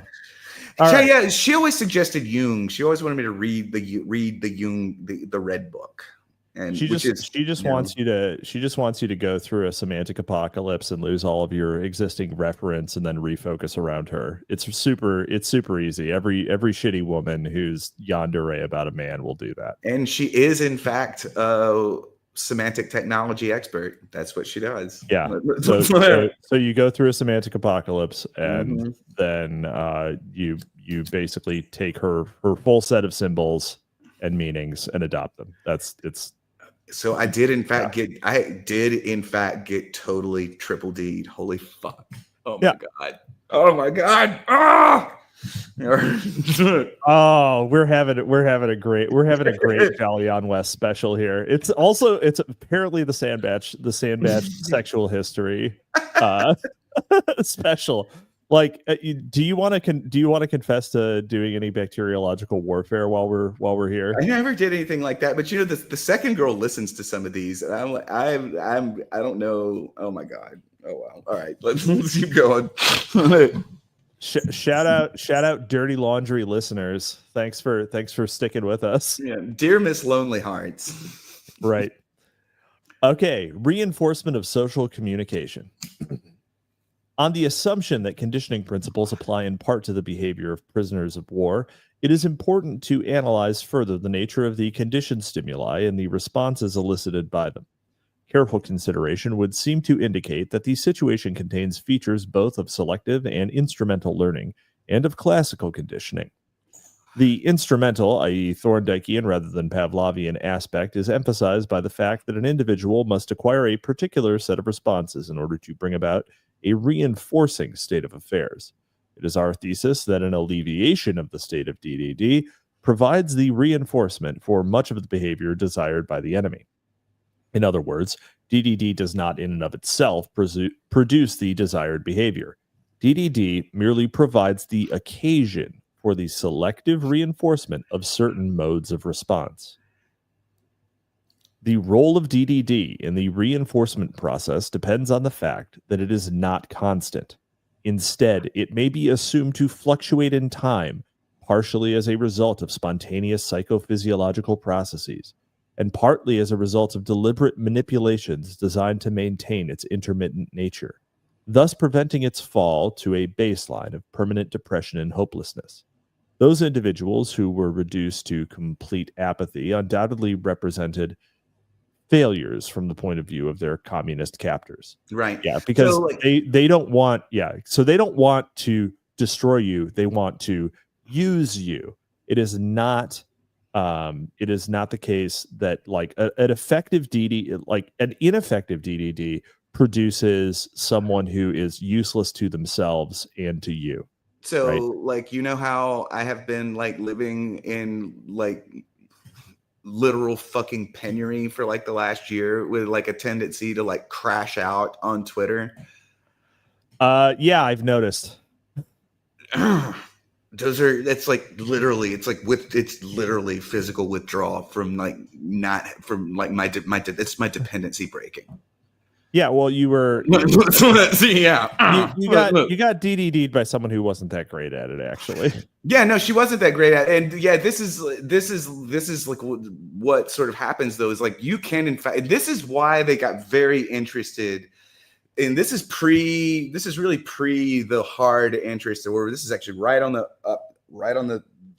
up curl of their interest in LSD, because they discovered that the window of time that even doing all of this disorientation is very hard on what we would call somebody's nervous system. It's very, very stressful on it. And it produces a relatively short window in which the state is proper. This is why state is so important. You are not inducing a permanent condition.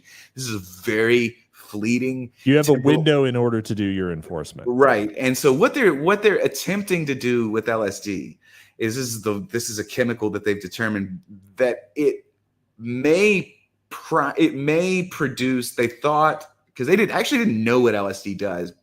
Was the mechanism of action of LSD wasn't actually discovered until, thank God, maybe the 1980s.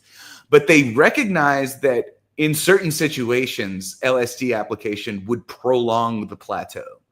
but it wasn't reliable enough, and they eventually gave up on it. But this is what their interest was, is that they could DDD somebody and then apply LSD, and it would prolong the plateau in which they were a usable test subject. Yeah. You break somebody and they're gone. Like they're not useful to you anymore. That's right. So it's basically you need to induce this, and then you can begin to get them on side and to direct them towards a thing. It's not perfect manipulation. They're not puppets, but you can set someone's sort of symbolic worldview up that they will tend towards an action. Right. Oh, Brastian Sky Warrior wants to know, there's a better place than YouTube to send those super chats. That's entropy. That's entropy. Oh, yeah. It is pinned. It is the pinned comment on YouTube. So, yep. Thank you. And let's see here. At the risk of considerable oversimplification, one may conceive of two consequences of the occasional mitigation of DDD. First, it is the conditioning of the expectancy that DDD will be alleviated. This constitutes the actual classically conditioned anticipatory goal response. Relief, whether due to spontaneous factors or deliberate manipulation, is intermittent, temporary, and unpredictable. Far from weakening the expectancy of relief, however, this tends to maintain the expectancy and renders it less susceptible to extinction. In non-technical terms, this process serves to keep hope alive, permitting some degree, cheat death again, permitting some degree of adaptive behavior and inhibiting self-destructive tendencies, which would frustrate the enemy's purpose. So yeah, you have to keep them thinking like maybe things will get better. If you can keep someone or maybe an entire society riding a line that perhaps things will actually turn around, it has been so over, but we could be so back.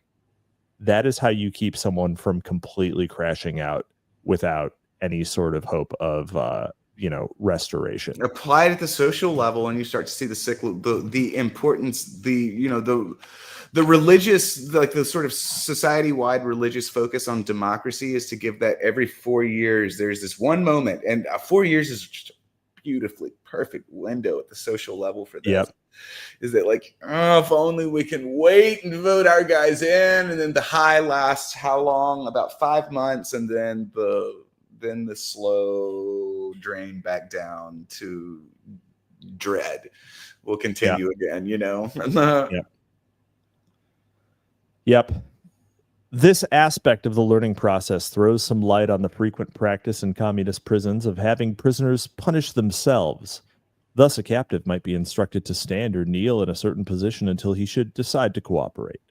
This emphasis on the self-inflicted nature of the prisoner's punishment and his ability to mitigate his condition voluntarily, in scare quotes, is clearly calculated to increase the intensity of expectancies of the possibility of release. God, it's so beautiful. At the same time, it is evident that the prisoner's belief that he actually exercises control is delusory, so far as the objective facts are concerned, since the captor may select any behavior he chooses as the condition for relieving the prisoner's distress.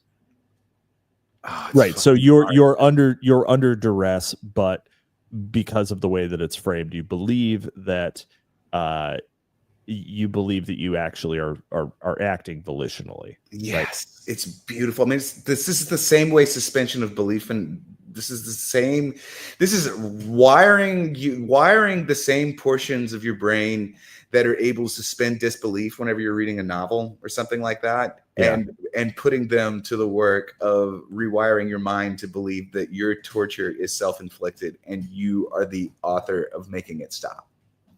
Yep. Fucking wild. Yep. It can stop anytime. All you need to do is, and then, state some sort of onerous thing, right?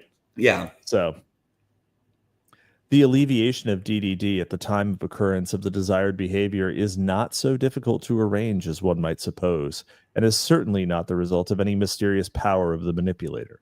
Very often, the desired behavior is verbal in nature. Verbal behavior is in a general way already strongly conditioned to DDD in all human adults. One learns from infancy to use verbal behavior as a means of relieving or avoiding many of the components of DDD. And as the foregoing discussion indicates, the aperiodic and unpredictable nature of the selective reward of particular language responses may be one of its chief strengths. If one may extrapolate from the results of numerous laboratory experiments, this is the very procedure calculated to produce the maximum number of responses and also to make them highly resistant to extinction, even in the absence of rewards.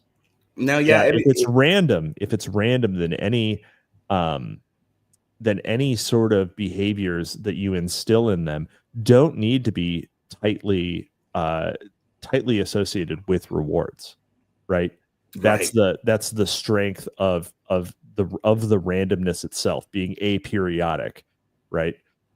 So, but this is like, for all of this to work, remember, all this work is this you're trying to get behaviors, you're trying to get them to produce behaviors that they are not consciously associating with anything. Right. Yeah. But if you notice what he's doing here is he's mentioned here that, here is verbal behaviors in a general way already strongly conditioned to DDD in all human adults. This is an admission here on his part that what he's doing actually is that DDD only works. And like, Cormac McCarthy famously wrote this. Dostoevsky famously has this quote that consciousness is an illness, and Cormac McCarthy refers to language as a sort of brain virus that has a lot of utility, but it leaves us susceptible to a lot of very unusual feedback effects. This is one of them, and this is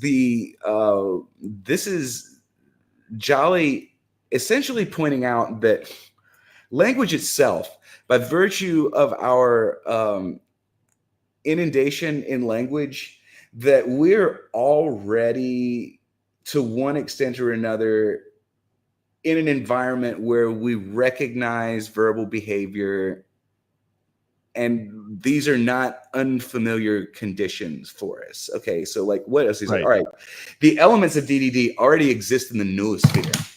All I have to do here is I have to take that random noise, what is ultimately that random noise, and I have to arrange it. I have to impose order on it in such a way that, from my perspective, and in psychology we call this from the perspective of the therapist, that from my perspective it appears to be paramedieval. DDD is a brainwashing technique called that stands for debility, dependency, and dread. Right. So what we have to do is we have to take the situation where, from my perspective as the experiment designer, as the dungeon master, if you will, this appears to be random. Well, from my perspective, it's not random, but from the player's perspective, from the subject's perspective, it does have some element of randomness to it. So again, what we're trying to do is suspend disbelief. We're trying to suspend disbelief in what we understand as rationality. That's right. The nature of the rewards used needs no elaboration. Relief of hunger, fatigue, isolation, or pain, even temporarily, serves as an automatic reward. Even the verbal and empty promises of alleviation of DDD leads to appropriate anticipatory goal responses, keeping hope alive. Paradoxically, interrogation, harangues, threats, and contumely. Yeah. I know that one. I don't know what that one is. What's that mean? I don't know what it means, but I know how to say it. You don't know what it means. That is insolent or insulting language or treatment. There we go. Interesting. I feel like that would be harangues. I would say that that's just a synonym for harangue. Anyway, may also have a rewarding aspect. So great is the acquired reinforcement value of social communication and speech under conditions of isolation, dependency, and physical debility. So you are going to just isolate them so bad that you calling them a piece of shit and an idiot or whatever is a relief. Yeah. And that is, yeah. And penultimos is, so it's like an opposite Skinner's box. Yes, and in fact, Thorndikean learning is the direct predecessor to B.F. Skinner's theories. That's the guy whose work B.F. Skinner is taking. So yes. Yep. Let's see here. Since the habits of social communication associated with DDD are initially strong and are further strengthened by selective reinforcement, it is not strange that prisoners often show considerable social responsiveness in the presence of their captors. Despite the improvement of the impoverishment of the self-concept and primitivization of thinking referred to earlier, prisoners could enjoy, in some degree, a much-needed social relationship in the interrogation and indoctrination situations. It may be hypothesized that some prisoners became the victims of the very socialization process that, under ordinary circumstances, is regarded as a desirable and indeed essential aspect of civilized living. Again, this is why officers are a little bit more interesting to this for these test subjects. And the Tavistock Institute, the Tavistock method became very famous because the difference between the Tavistock method and what they're doing here is the Tavistock method required that you sign up, so it'd be voluntarily entered into. And they would Tavistock is still to this day, the Tavistock method required you have to approach them and you have to I want to learn about leadership, and then they'll, and it's very similar to Scientology. It's very similar to I don't want to go too far down that road, but there's a whole Jolyon West talk about Scientology. Yeah. Oh yeah. Yep. Go on. Sorry.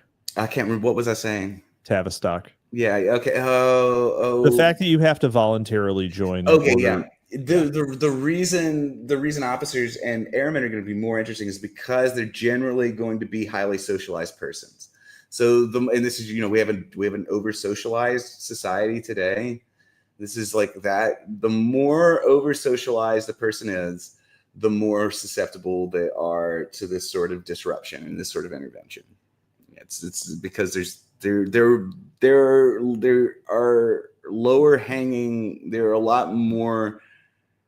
There are a lot more expected behaviors that you can gain. Yeah. We got 2 supers via Entropy. Again, thank you guys. X Guy Extra says deep research on Jolly's plaid shirt pattern. He's got some strong Grizzly Adams vibes in the thumbnail today. And Brastian Sky Warrior, this stuff is going to make my erotic fan fiction really pop. He sent that right around you describing your romantic misadventures. Oh, do we have a working erotic fanfic writer? It does work. In fact, I have tested this theory. So yes, you are exactly right. It works. Yeah. You're God. Yes. So, yes. So, as Wes just said, it may be hypothesized that some prisoners became the victims of the very socialization processes that, under ordinary circumstances, is regarded as a desirable and indeed essential aspect of civilized living. So these are high functioning people. So the fact is that, you can bend these social habits to the will of the captors by, simply removing any of the social inputs and being the only other member of the society that person occupies. Yes. So if you are their interrogator, you are the only person they ever see. Yeah. So, it is of interest in this connection to record the finding of Lifton, who explicitly noted among a group of repatriated prisoners who had most aggressively resisted collaboration with the communists, a large portion of individuals with significant antisocial tendencies. High disagreeability. One of us. Of us. It's true. And that's my MK Ultra scorecard goes into that. Is one of the dangers. Does not depend on social proof for internal narrative formation. Yeah. High disagreeability. Absolutely perfect. penultimo, what compels a person to dedicate themselves to studying this? I am not sure what is reinforcing me in this. I mean, super chats help, but and I'm but it is a fascinating topic. It is a fascinating topic. I can understand why Jolly West's career went the way it did, because once you're I mean, I guess once you're on that track, you just once you get a taste of it, it's every like time, right? Yeah, but again, this is like most people. I mean, and I'm willing to use, like, again, I even say in the article, I'm willing to use myself as a sort of like test tube to experiment on, way more so than the average person is, because I have this really strange combination of very high openness and very high disagreeability, which actually is the social, probably the big five score that most closely like correlated to the early alt-right. Yeah. I also expect Jolly West was also very high in both disagreeability and openness. So like that's like, if there's any resident, like why he seems based, that's probably a lot of that. But when like you have to admit that, like, if you're the type of person that tends to like really be interested in things, the ultimate rabbit hole to go down is to get an autistic fixation with what causes autistic fixations. Yeah. Huh. All right. We do not suggest that collaboration and confession by prisoners under communism are signs of desirable social attitudes. We do suggest that socialization training facilitates the tendency to engage in social communication, and even with a recognized enemy, particularly under conditions in which the behavior is reinforced by the satisfaction of powerful drives, while at the same time interfering or inhibitory tendencies are markedly reduced. So yeah, it's not that they're always strong. It's just that if you have the social drives, they can be a lever. Right. Yeah. And now this is sort of interesting, because the Tavistock, the Hollymore experiment, I think it's the first Holly. And there's a piece about it on my blog where I talk about on the genealogy of group dynamics, where I go into this a little bit.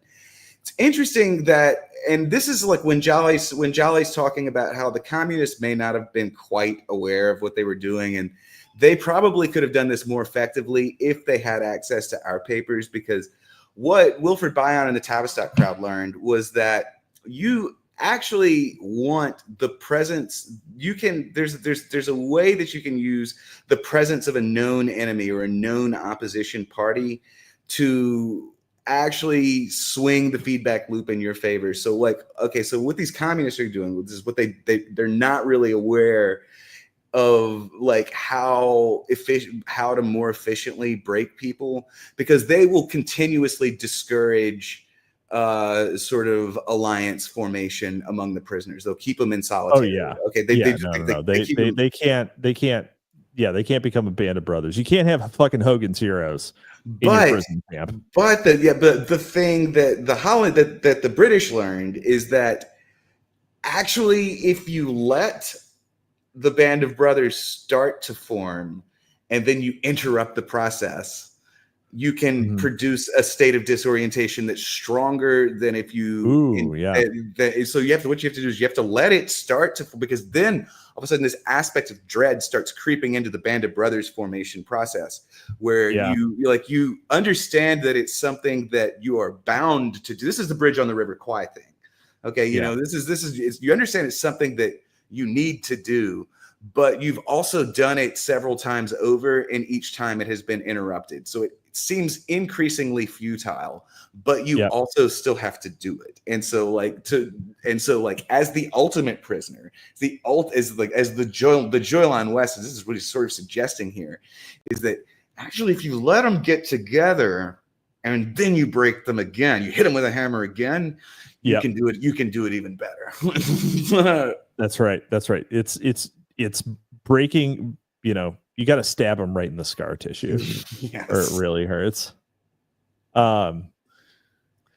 There are some analogies between the condition of an individual under such circumstances and that of a hypnotized subject. The hypnotized subject also tends to respond automatically, especially to verbal stimuli, to be greatly influenced by the attitude of the hypnotist, and to be highly selective in his social responsiveness. Furthermore, there is general agreement regarding the susceptibility of most normal individuals to hypnosis, except in the case of strong, deliberate resistance. Under conditions of DDD, the possibility of resistance over a very long period may be vanishingly small.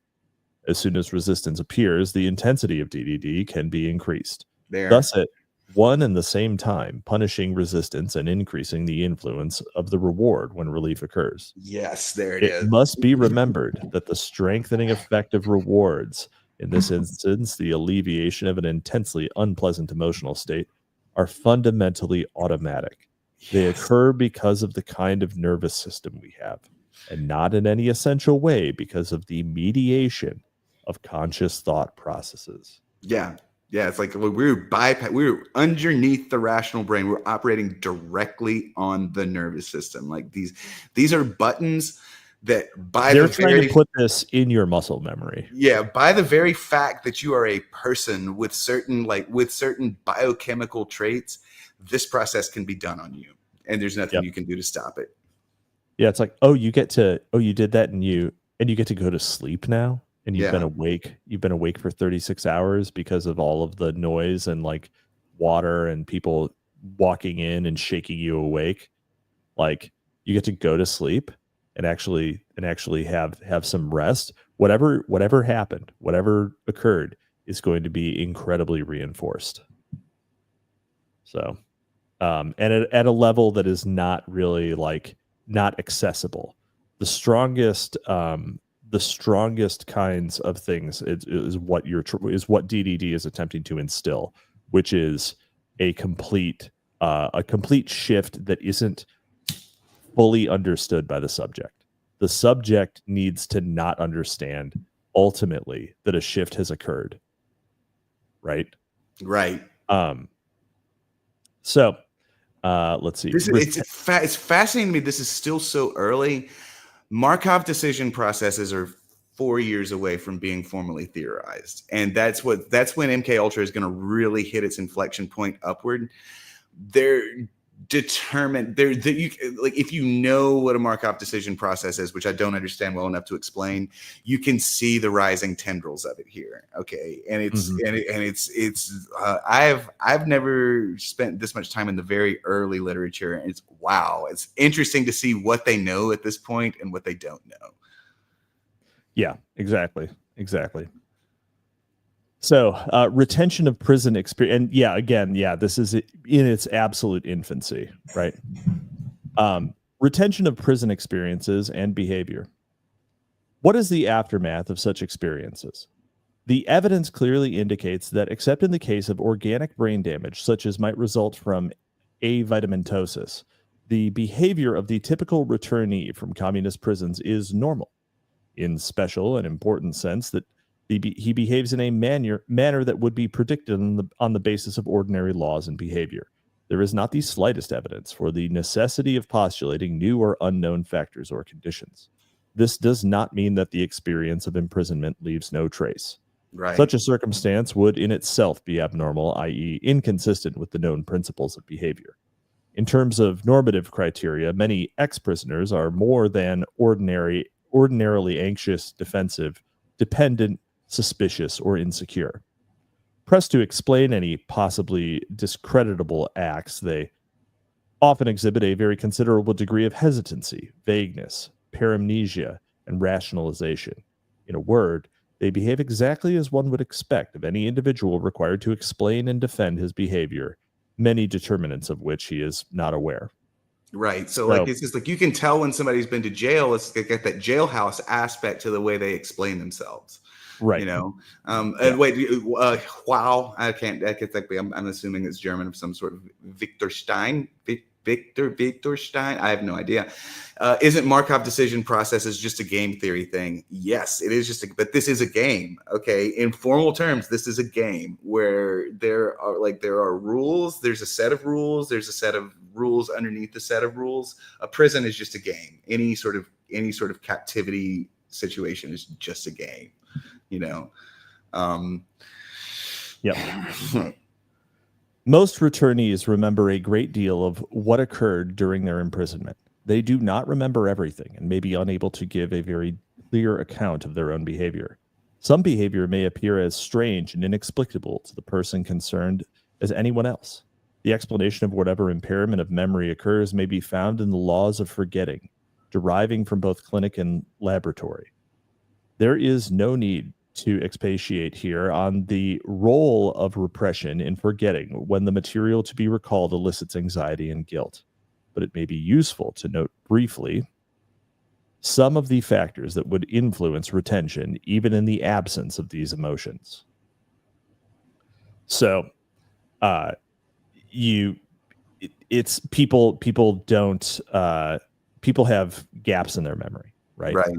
So, and it's because it is occurring under situations of, and they might remember their behavior, but be unable to explain it because it was occurring under times of great duress, right? Yeah, like quite literally, it's almost like they've induced a fugue. Yeah, like quite literally, we just witnessed me sort of breaking out of and being able to understand why I was behaving in a particular way for a long period of time. Like that happened live on the air right here. Yeah, yeah. Yes. And this is we're kind of like fourth walling it here with you breaking out of DDD from the assessment of the actual method, right? In an earlier see, that's what it is. If you can assess something, right, then it is fundamentally not as deeply held. Like the things that are most deeply held, your strongest beliefs are not ones that are accessible to you to explain. Again, this is why educated persons are educated but potentially unstable persons are preferred, and one of the things that makes you more unstable is having been subjected already to a process of reprogramming. This is why children are subjected this is why the public school system is like it is. Airmen are particularly of interest because they have probably been subjected to reprogramming in university. They've acquired an elaborate set of behavioral expectations from college fraternities and that sort of thing. Mm-hmm. And then they also underwent basic training and government training, which is a very blunt form of DDD. So not only do these people present a high attack surface, they also have some method. They already have some method of examining and turning over their more deeply held assumptions. So the mechanism exists in them already to flip them. Okay, you would have to explain to the potato peeler. You'd have to bring the potato peeler up to a certain level of rationality to be able to get him to examine his own assumptions and have them flip over. So this is one of those instances when chuds win again. Chuds win every time. Yeah. Right. Simple. If you are a simple as guy, you're not going to get tortured because they're not going to get anything out of you. Right. Right. They're just going to put you in Gen Pop and trade you back because you're a worthless prisoner. Yes. In an earlier section, it was pointed out that the state of DDD produces responses that actively compete with the ordinary responses to environmental stimuli. By the same process, the comforting and familiar stimuli of home and friends are associated with a wholly different set of responses from those produced by DDD. The changed context may actively inhibit recall of the prison experiences. This phenomenon is contextual memory. This phenomenon is nothing more than the familiar psychological explanation of forgetting in terms of associative interference. So it's contextual memory. Some of them simply can't because the context is lacking. Right. Among the most important of these competing responses are the affective ones. The returnee simply does not feel as he did as a prisoner. He may be able to talk about how he felt, although this too offers difficulties because our terminology for describing emotional states is woefully inadequate and vague. But he does not currently respond affectively in the same way. Similarly, the familiar stimuli of home reinstate different verbal responses, both overt and implicit, that affect recall. The returnee feels different, talks differently, and thinks differently than he did in the former context, since, like all of us, he is unaware of many of the cues to his former behavior, as well as his current behavior. Yeah. It is as useless to ask him to explain his earlier reactions as it is to ask a person why he once disliked olives or is for the moment unable to recall the name of an old acquaintance. Yeah. That's the exactly. path. That's the state thing. It's path independence. Like it doesn't matter what they used to be like this, where they're at now. Absolutely. You know? Absolutely. That is the state. Let's see. Sex Freakman, if the book is anything to go by, psych majors are among the most vulnerable to white boy magic, i.e. gaslighting. That is gaslighting. No, actually, you know what? I think that the awareness and the accusations of gaslighting have caused gaslighting to not work. Yeah. And it's because the method of gaslighting. In fact, it's probably over. Disagreeing with someone, right, will get accused of being gaslighting. So among a certain group of women. So yeah, I mean the kinder but still relatively unstable e-girl, she would frequently accuse me of she would throw the list of therapy words at me occasionally, and in hindsight, I feel really bad because I mean, she was not totally wrong, but she was gaslighting, projecting, so on and so forth. No, I mean, it's psych majors they're going to go one way or the other. They're either going to be way more susceptible to it or they're going to do it to you. The thing about psych majors is this actually is not psychology that is taught in. They do not. This is not. They are not in this shit anymore. There is no point in time whenever a psych major is going to sit down and read the Brainwashing and Conditioning paper written by Jolly West. What they get is a lot of because of the fucking 70s. Those pussies. Yeah, they get a lot of incredibly downstream shit. The women that are going to be most actually up to date on this shit are going to be new age chicks that are into astrology and that sort of thing. That's where you're going to find the highest literacy in this sort of thing. Wendy painting. I'm sure she said astrology. Sex frequent. Disagreeing will get you accused of gaslighting. They don't actually think it's true, but it is. The particular reactions and attitudes constituting patriotism, bravery, loyalty, and so on depend on the appearance of particular cues, symbolic or other.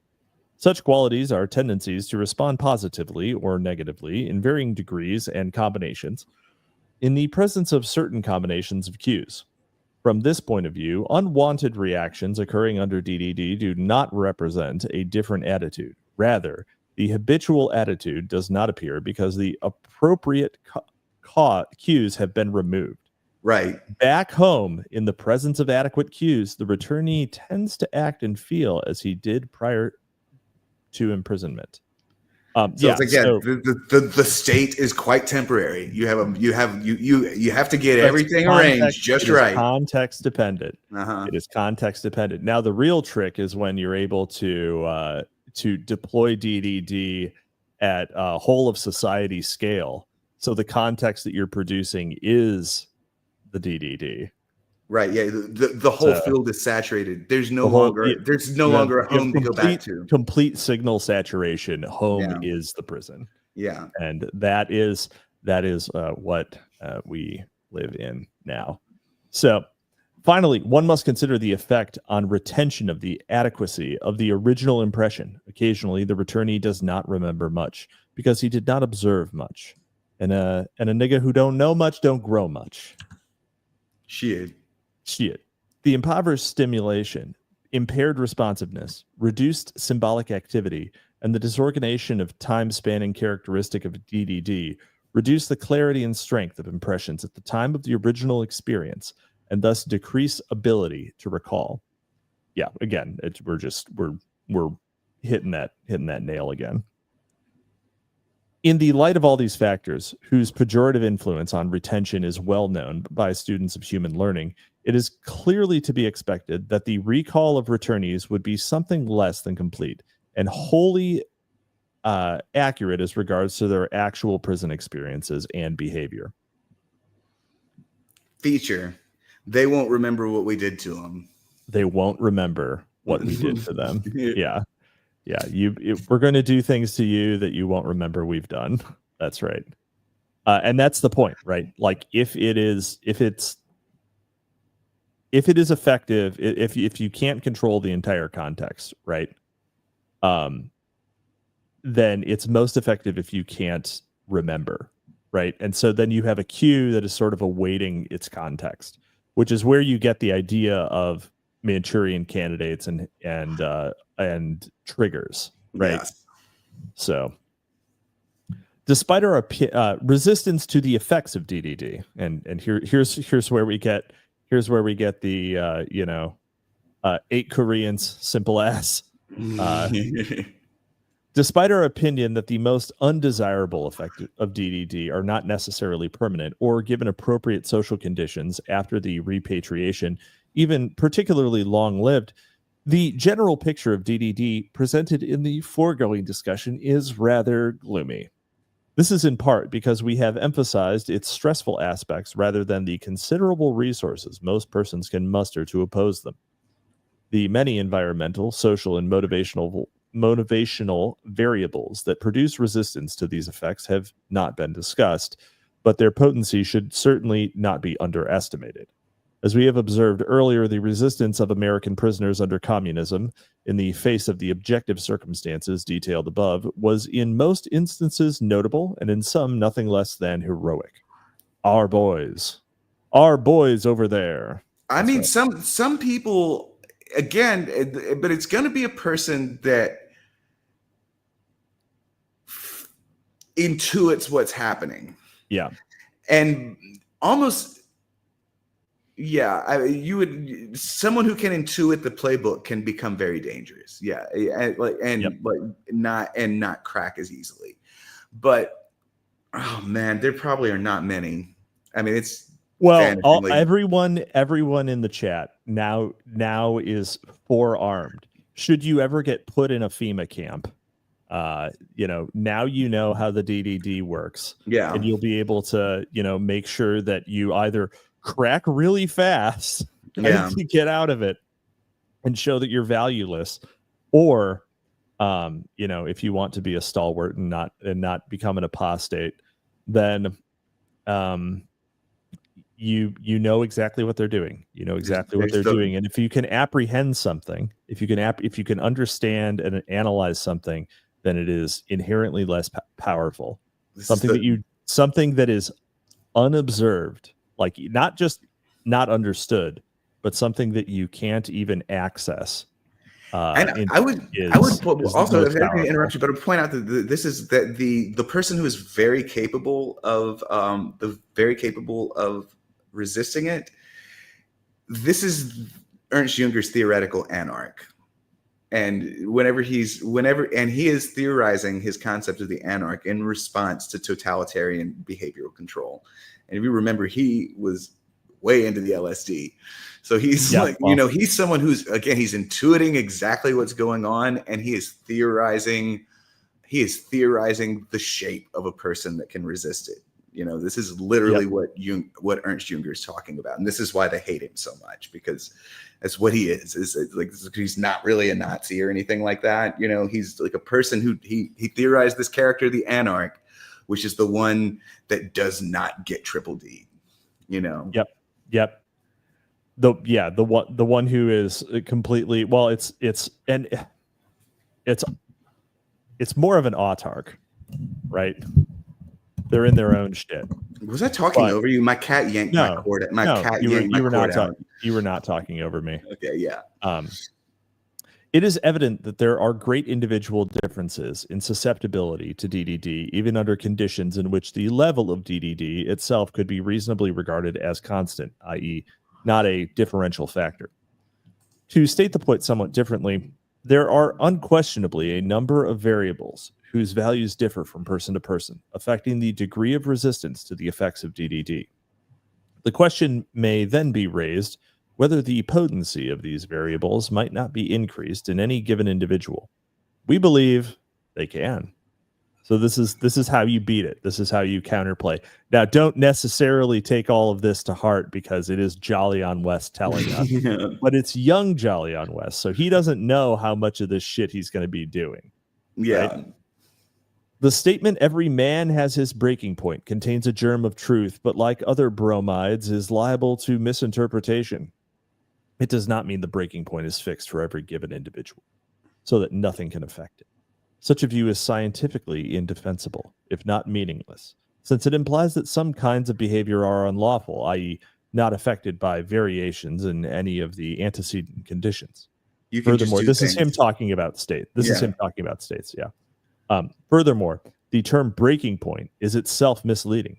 Susceptibility to DDD or any other stressful condition is not an all or none affair. We are discussing behavior, and behavior varies in degree and in kind. It may be possible to define breaking in the manner that one defines a right or wrong response in arithmetic, but it should be recognized that such a definition would be arbitrary at best and of doubtful conceptual significance. As Biderman has noted, relative of Spiderman, a prisoner's physical and moral strength may be sapped by communist coercive methods to a degree that resistance appears insignificant.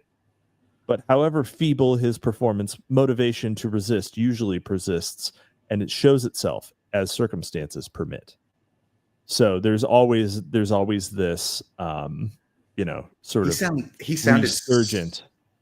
So much like me, and there's like so much Sandbatch in there. Like it's like in the verbal constructions is like in the way it's like would be arbitrary at best and of doubtful conceptual significance. That's a Sandbatch tweet right there. Of doubtful, yeah. It is not the purpose of the present discussion to consider all possible personal or social variables of which resistance to the effects of DDD may be a function, or indeed to consider any of them in detail. We mention two, not because they are necessarily of particular importance, but because they throw further light on the nature of the DDD state. First, there is the factor of physical health.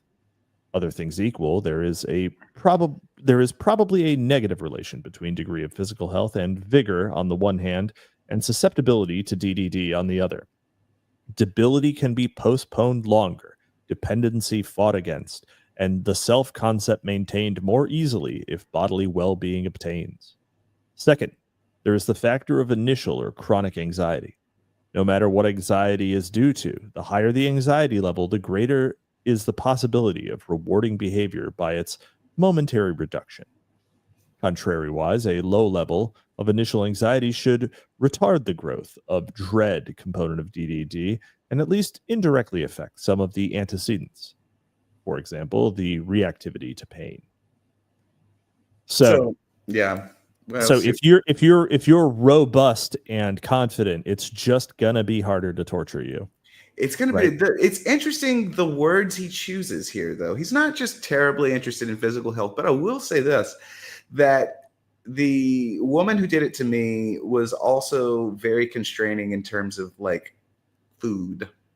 She was malnourishing you. Yeah. Giving you the rickets. Well, there's a little bit of that. And this is why they want you to eat the bugs. It is, but look at the other word that's chosen here. Anxiety. Retard. Anxiety. Anxiety. Yes, anxiety. And we live in a world like, okay, you're right. His test subjects to date have all been men. Okay. They have not yet figured out women fucking flip so hard, so fast. Women are so much more susceptible to DDD than men are. and it's like by a factor of like, well, and again, it's because of Yeah. the susceptibility to social proof. yeah, right. It's the entire social proof thing. If your main lever is social proof, then no problem. I've even talked about this before at the social level. Yeah. And if you all remember, there was a paper that came out, I guess maybe about a year and a half ago. Look, hold on. Yeah. Think about this. Social media, like, and specifically to women, let's say, exists in this state where you are okay. All right. I'm gonna step back a little bit, and then I'll get back into the social media thing. Yeah. You ever put out a hummingbird feeder? Yeah. So hummingbirds are susceptible to many of the artificial sweeteners that humans are. And so Right. if you put aspartame in a hummingbird feeder or stevia or something, then the hummingbirds will come to it. They'll think that they're getting something sweet. Insects won't touch it. They can tell it's different. But hummingbirds can't. And so the hummingbirds will go to the feeder and they'll drink the sweet water that is of no nutritive value.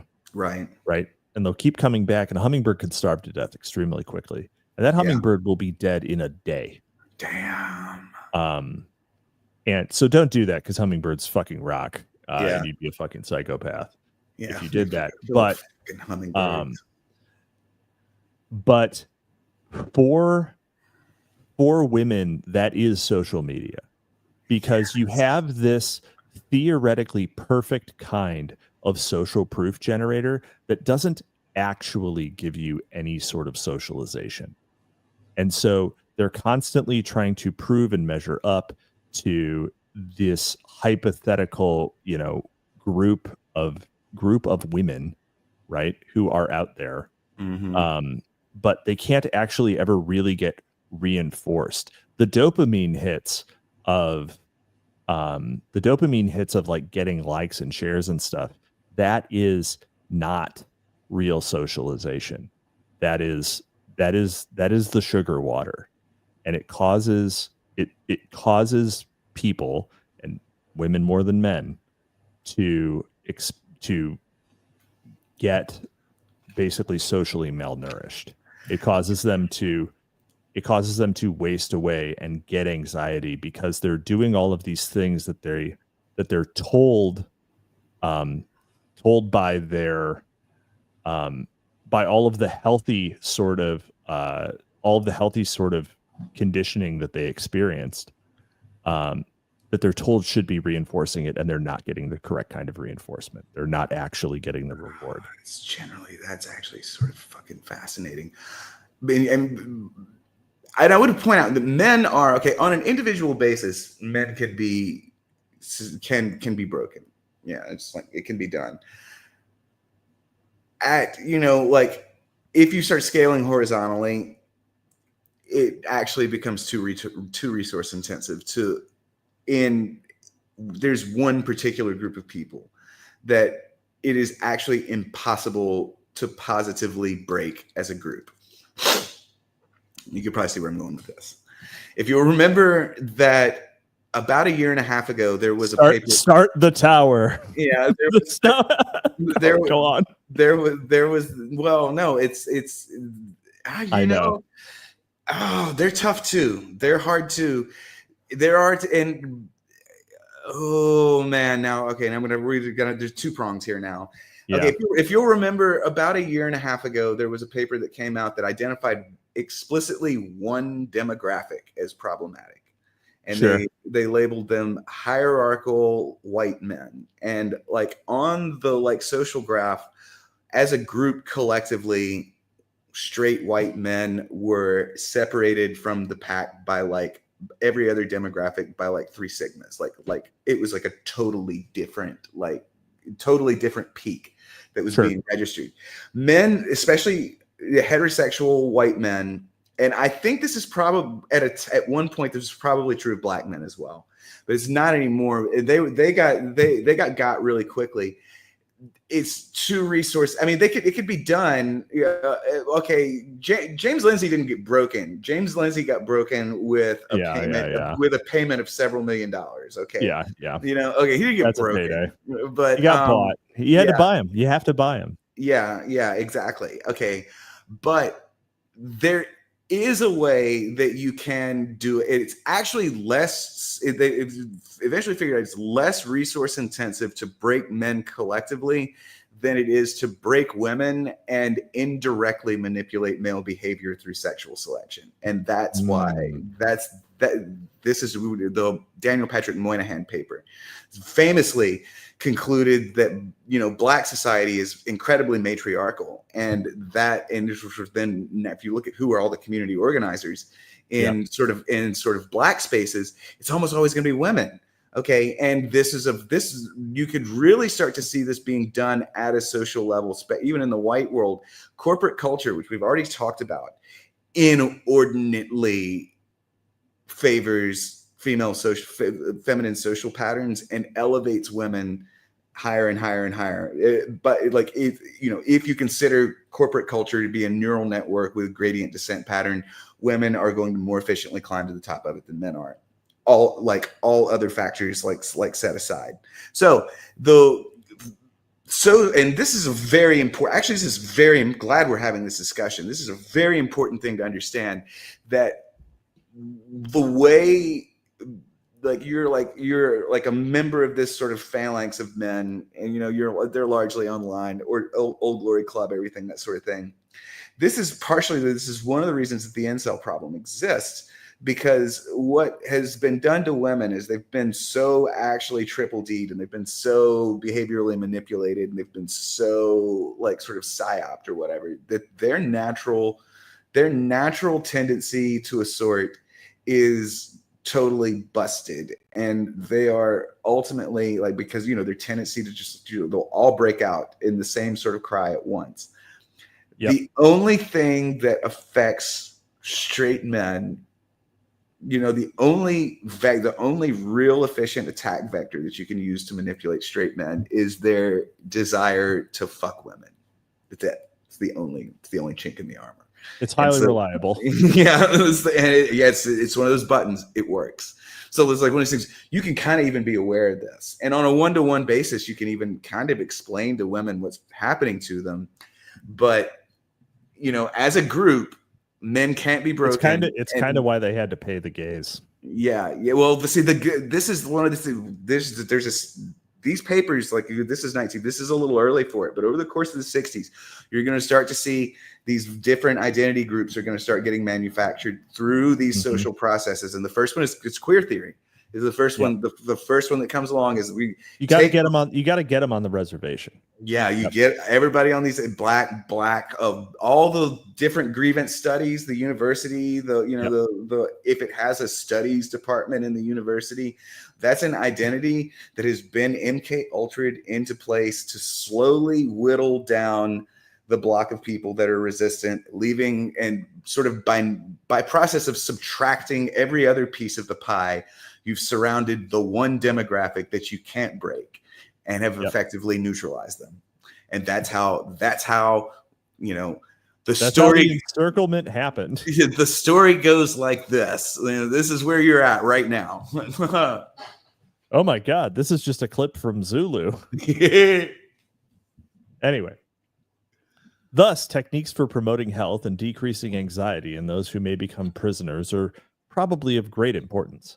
Nevertheless, one should not expect factors such as these to block the effects of DDD indefinitely. Physical health, for instance, may be of utmost value over the short haul, e.g. during the early interrogation, but on a long-term basis, it may be relatively insignificant. Health can be broken down by a determined and informed enemy in a very short time. And although a healthy individual can better resist the effects of debilitating variables, there is no evidence that once illness and physical debility occur, I love how you're coughing right now. I know. Previously healthy individuals can tolerate this condition better than those who might have become habituated to it. In some cases, indeed, the reverse might obtain. So, what a great turn of phrase. God damn, Jolly, you're so literate. In some cases, indeed, the reverse might obtain. Yes. So yeah, it's basically it's possible that, you know, you having been healthy, right? Obviously you can resist it for some amount of time, but it's possible that you having been healthy, realizing you're, you know, wasting away or something might alarm you more than it would someone who was kind of just like a schlub who's like losing weight. It's like, I was pretty paunchy before, but I'm slimming down. And in fact, this is actually true. Yeah, you can see this in my Substack, because I mean, I'm naturally an incredibly fucking healthy person. There's a time in my life where I could bench press 600 pounds. Not when I could back squat 600 No, pounds. you could not. I was gonna say. Yeah, I could back squat 600 pounds. Like, I played football and baseball. I was defensing in college. I'm naturally a big dude, and I'm smaller right now than I've been since I was in high school. Like, I'm like actually wearing pants that I owned in high school right now. And it was not until last year that I sort of like realized that I was breakable. And it did in fact actually create like a negative feedback loop, because it made me feel like I'm like, there's something going on with me here. But the way to Randall Sugar here says the entire thing the batch just said the explanation of how the e-girl breaks a sensitive man. Yes, it is. And in fact, I have 3 books that I'm working on. I just added a third one that's going to be my back burner project. The other 2 is a book of 3 novellas that I think I've talked about before. The one that the Capitalisimo gave me this idea, and and it's one of my turns of phrase, right? Yeah, well, it's the womb chthonic, which is like, I'm sort of theorizing that like that a Jolly West type figure is operating a clinic for sleep deprived women suffering from sleep deprivation in the outskirts of Austin, Texas. Okay, so like in Jonesboro, about like 10 miles from here, is this like little squat building. And actually, what it is it's an e-girl factory. Okay, and so this is they bring in these women and they turn them into fucking e-girls, and they send them out. Because there's just one thing, it's like I talk about e-girls a lot. E-girls have a very particular set of traits. They all look the same. They all sound the same. They all behave in the same way. And it is very alluring. And this is somebody who's like, I've been around a lot of them. And there is a sense in which they're very stevia-like. They are very it's very sweet. It is, it is when you're with them, it is very 10,000 times as sweet with no nutritive value. Yeah, and so yeah, I mean, the e-girl is in fact a vector through which sort of men can be sort of affected. So you fall into orbiting an e-girl or something like that. Yeah, you're like, this is the Pied Piper. This is the Pied Piper thing. You're dancing along with you're dancing along with the plague. Now, not all the women online are e-girls. I know a couple. That's true. That's true. But I don't think Wendy's an e-girl, for instance. Like Wendy's, for sure not. A somewhat similar reservation may be expressed concerning procedures calculated to reduce initial anxiety, i.e., training individuals to be generally non-anxious. I mean, always a good quality to have. Certainly from a phenomenological perspective, right? The fear component of DDD, unlike neurotic anxiety or neurotic fears, phobias, is quite realistic for the most part. Realistic fears are not easily extinguishable, and if they were, the desirability of extinguishing such fears is not altogether certain. For instance, fear of punishment for displaying hostility towards one's captors is adaptive. Wolf and Ripley quote one prisoner of the Japanese in World War II in this regard. I had to make a conscious effort not to resent things because I realized that my bones are brittle. Like what a great it's like I don't really want to get my kneecaps broken, so I'll just sort of go with the flow. It's like, yeah, it's a good call. It's very adaptive. I can see why he got out in order to Chuds win. Give that statement. Yeah. Yep. I mean, this is what Bridge on the River Kwai is this like story of how this like highly sophisticated, very patriotic British officer gets DDD'd into like deciding that it's his duty to build a bridge for the Japanese. You know, that's what the story is, which came out in, I think, 1957, by the way. On the other hand, certain anticipatory fears may be modified through training procedures. Alleviation of unrealistic fears of the unknown through accurate indoctrination regarding enemy methods undoubtedly improves the ability of the individual to deal with those fears that are realistic. It may make it possible for him to admit his fear to himself as a reasonable and expected reaction, thus modifying its influence as a covert force towards compliance. Furthermore, an expectation of the probable psychophysiological effects of stress may rob them of some of their shock value. Finally, a certain amount of transfer may be expected from stressful training experiences in which adaptive modalities have been learned. That's what I was talking about right there. Thus permitting the prisoner to conceptualize his current stressful experience in terms of previous and at least partially successful transactions under stress. Yes. So, if you have, experienced tribulations and, gotten through them, like if you've been in prison before and you got out, it's going to be fucking tough to break you probably, unless the dread instilled last time was truly lasting. Yeah. Right. JJ's Minister of Magic. Oh, JJ's here. What are they going to do since they're successfully got the Anglo-Americans where they want them, chasing e-girls, often being subservient to HR or lonely, etc.? The point is to just wait until we're we're under siege. Wait until we've been extirpated. It's like, and like JJ's actually is a good friend of mine. This is why, like, whenever I get like, especially thank you for the $20 super chat. Yeah, especially over the course of the last, I guess, I want to say like year and a half or so, I've been prone to like days and days and days where I've just been totally demoralized because I'll just sit there and I was like, we're under fucking siege and they're going to kill us all. They're just going to let us. They're just going to turn everybody into fucking incels, This is what, like, there's just not going to be any more white people. It's like, is it, that's and it does. It's like, whenever if I think about it too much, because I am, I'm subject to going into these recursive holes. If I think about it too much, it'll get me really down for days, fuck. Yep. I like that, Randall. When you have to chase down the e-girls on horseback again. You just gotta chase them down. No, it'll tell you about them sobbing women that lived in the Roman days. So, what is the solution at a social scale? Yeah, what is the solution? Well, you see, when the Romans catch them, they tend to stay catched. So, it's true. Yeah. Gabe says, I wasn't made an incel. I was born one.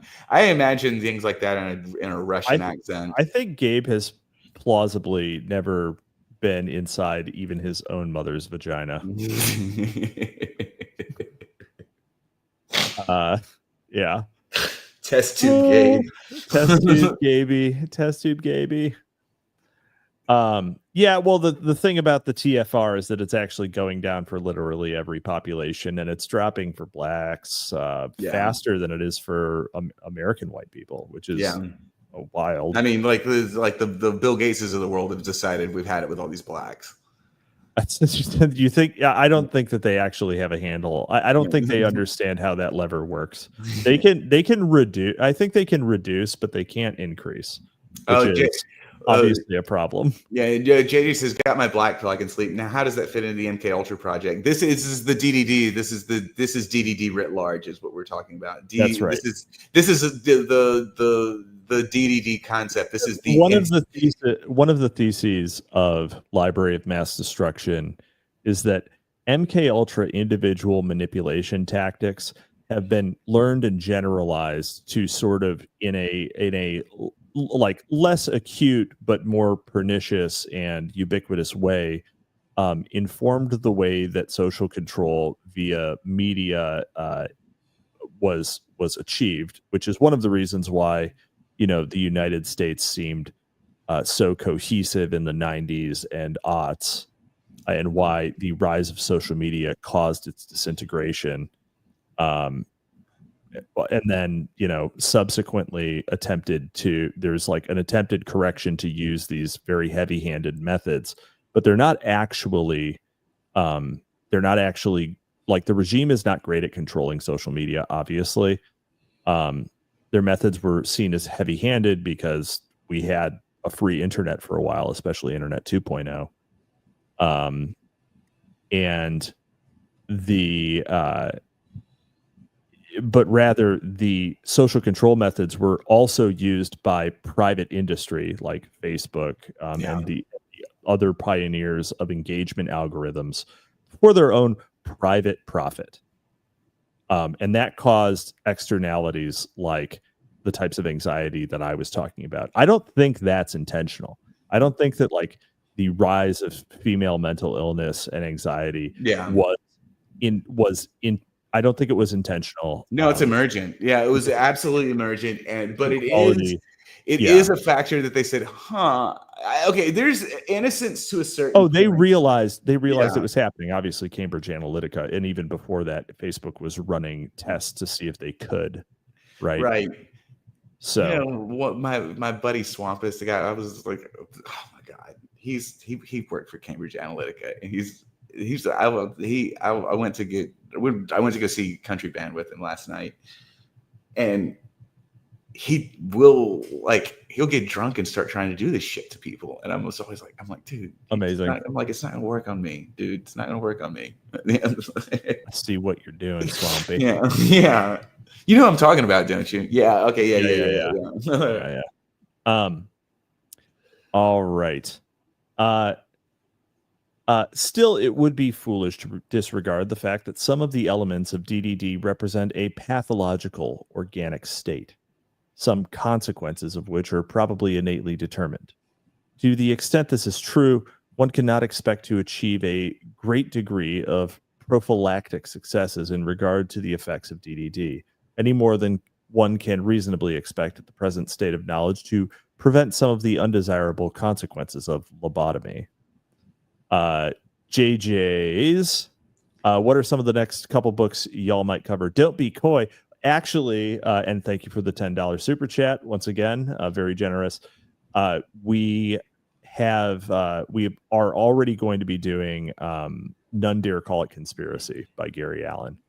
So it's not as long as Aberration, the Heartland of the Real. That's right. It probably won't be 81 hour, but I don't think it's not going to be 81 hours. I don't think when we were doing what we're doing. I think we're going to be in the 20s on it or something. Yeah. So yeah, it'll be great. So what he's saying here, obviously, DDD is not a is something that everyone is ultimately susceptible to. Right. Yeah. Like there are some people who are more or less resistant to it, but he's talking about something that is fundamental to being an organic being. Yeah, it's a logarithmic. So if you were to dimensionalize resistance, it's a logarithmic decay function. Like it is you're eventually going to dip under the. I mean, it's just like on a long enough timeline, everything happens. Yep, we're all dead on a long. Yep. Let's see here. Though many of the behavioral consequences of DDD are not innately determined, the conditioning of certain types of responses desired by the enemy may eventually occur, even in the face of superlative resistance.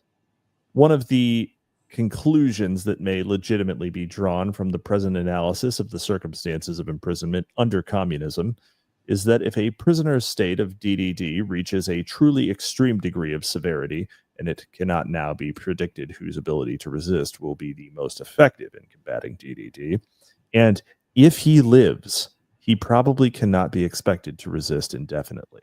Did you catch that ask for funding? Yeah. Yeah. This prediction does not require the assumption that communists have mysterious powers, or that their prisoners are subjected to some strange process of brainwashing, negating the effects of their previous training and attitudes. It is based rather on the assumption that under the physical, social, and emotional conditions of extreme DDD, some degree of ultimate compliance may be considered a natural consequence of the operation of ordinary principles of human behavior. So what he's actually instilling dread in the reader, right? Yeah, I mean, he needs you are not immune to propaganda, right? And it's like you are not immune. Like you're not immune to this. Oh, LaRouche would actually be some great LMD material. But the minute I learned the weakness of my flesh, I began to detest it.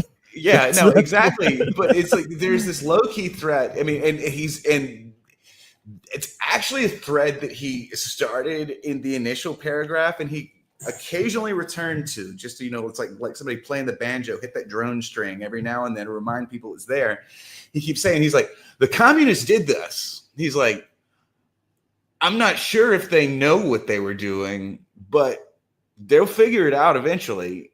And if you don't give me more money, they might figure it out before me. He's like, I already figured it out. Give me money, and we can go. The communists are coming. They're gonna figure it out.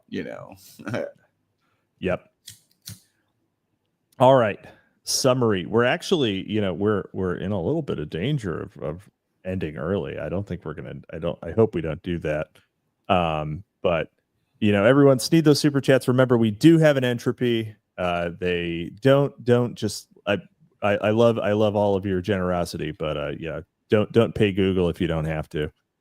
All right. Summary. Although the behavior of some prisoners under communism, including collaboration, conversion, and self-denunciation, appears to suggest that communists are able to brainwash their prisoners in a mysterious way, a consideration of the physical, emotional, and social conditions of the prisoner in conjunction with the ordinary principles of human behavior reveals that such behavior may be readily explained.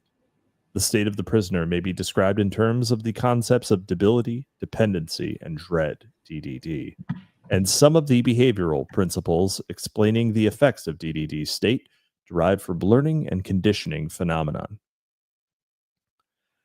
It is assumed that DDD operates in part to produce a generalized state of hypo-responsiveness, disrupting time-spanning processes and disorganizing the self-concept. Another consequence of DDD is the impairment of symbolic processes, perhaps rendering the prisoner susceptible to relatively simple conditioning techniques.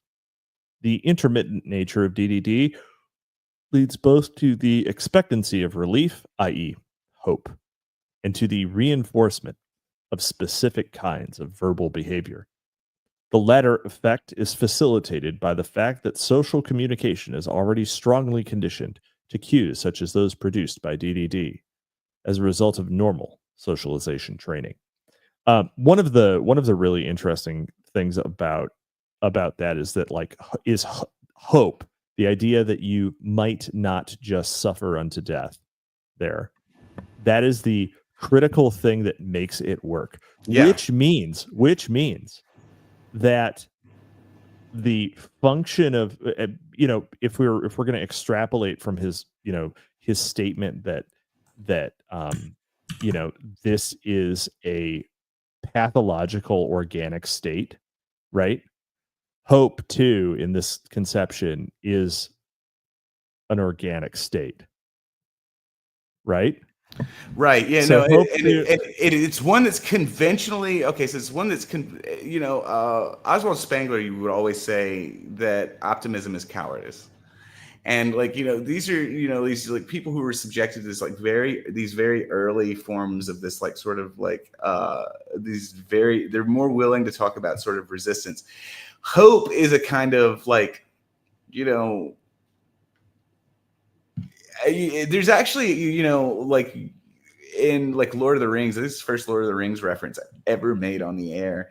But when the riders of Rohan or whatever, when they arrive at the Battle of Pelennor Fields, the thing they start chanting is death. Okay, so Yep. someone who has abandoned the idea that, you know, some sort of like cushy outcome has you know, is possible, is in a sense liberated. You know, Oh yeah, it's what is it? It is a red day, and then the thing that they shout when they yeah. charge you is death. That's Yeah, right. yeah. So I mean, this is a way of, you know, whenever I like hope is not hope is traditionally it's a linear state. It's traditionally considered a virtue. And it's like one of those things that's like you may, if you want to avoid getting triple D, you have to come up with hope independent processes. Yeah. Which is kind of which is wild. Yeah. So yeah, don't give me hope. The typical prisoner. We got an entropy from a new listener. Sandbatch minds raped. That's $5. Hello, gents. I'm glad to see you guys back. Are you planning your streams for Mondays now? Also, this money is only for Cap, not for Sandbatch. Who is Hopefully that? Hopefully I won't be as busy for me to draw some cookies, Jan. Praying for both of you. Happy Easter, Owen Zaleski. not a fan. Oh my gosh. Yeah. Do it. You should do a Sandbatch, Chan. That'd be great. Just destroy the rest of him. Anyway, yes, we are doing Mondays from now on. Mondays from now on. It was a less competitive time slot, and you know, we just wanted to finish out Aberration in the Heartland of the Real on Thursday. We're at twice. We're doing like twice the numbers we normally do, but as expected. We do have a very enticing title up tonight, though. Jolly West teaches mind control is like one that he is doing it. Let's see. The typical prisoner returnee exhibits no extraordinary peculiarities of memory. The degree of forgetting of prison experiences is such as would be expected as a result of the inhibition of anxiety-producing thoughts, repression, change of situational context during the recall, and the inadequacies of original impressions during imprisonment. So again, obviously this is the summary. We're just going back through what he had talked about. I think I missed someone said something. Randall Shirker, Jolly confirmed for psyoping America just to get funding. I mean, it's not just to get funding, but he did get funding from it. So, yes. You know, and like when Wendy was talking about they certainly started doing this in the 70s when funding started to dry up a little bit. So yeah, I know they absolutely did to one extent or another. They're like that. There's that whole chapters like where it's like the senators were starting to investigate and everything. Then they absolutely started triple D'ing the government to get more money. Yeah. And Randall Shirker also says, now that I think about it, wouldn't the lack of sleep people get lately also be part of this? Yeah, no, it really is. There's all sorts of things that are adversely affecting the rest of people, and the rest you get your sleep cycle. Asomnolence is a major health risk for all sorts of things. Like all cause mortality is more associated with asomnolence than almost anything. So you gotta get your sleep. So sorry we're keeping you up, folks. It's not great for me. I don't sleep a lot. Whoever I did not know what a Chan. Well, I mean, I kind of did. I did. No, don't. It's fine. Don't worry about it. It's just let it happen. Sex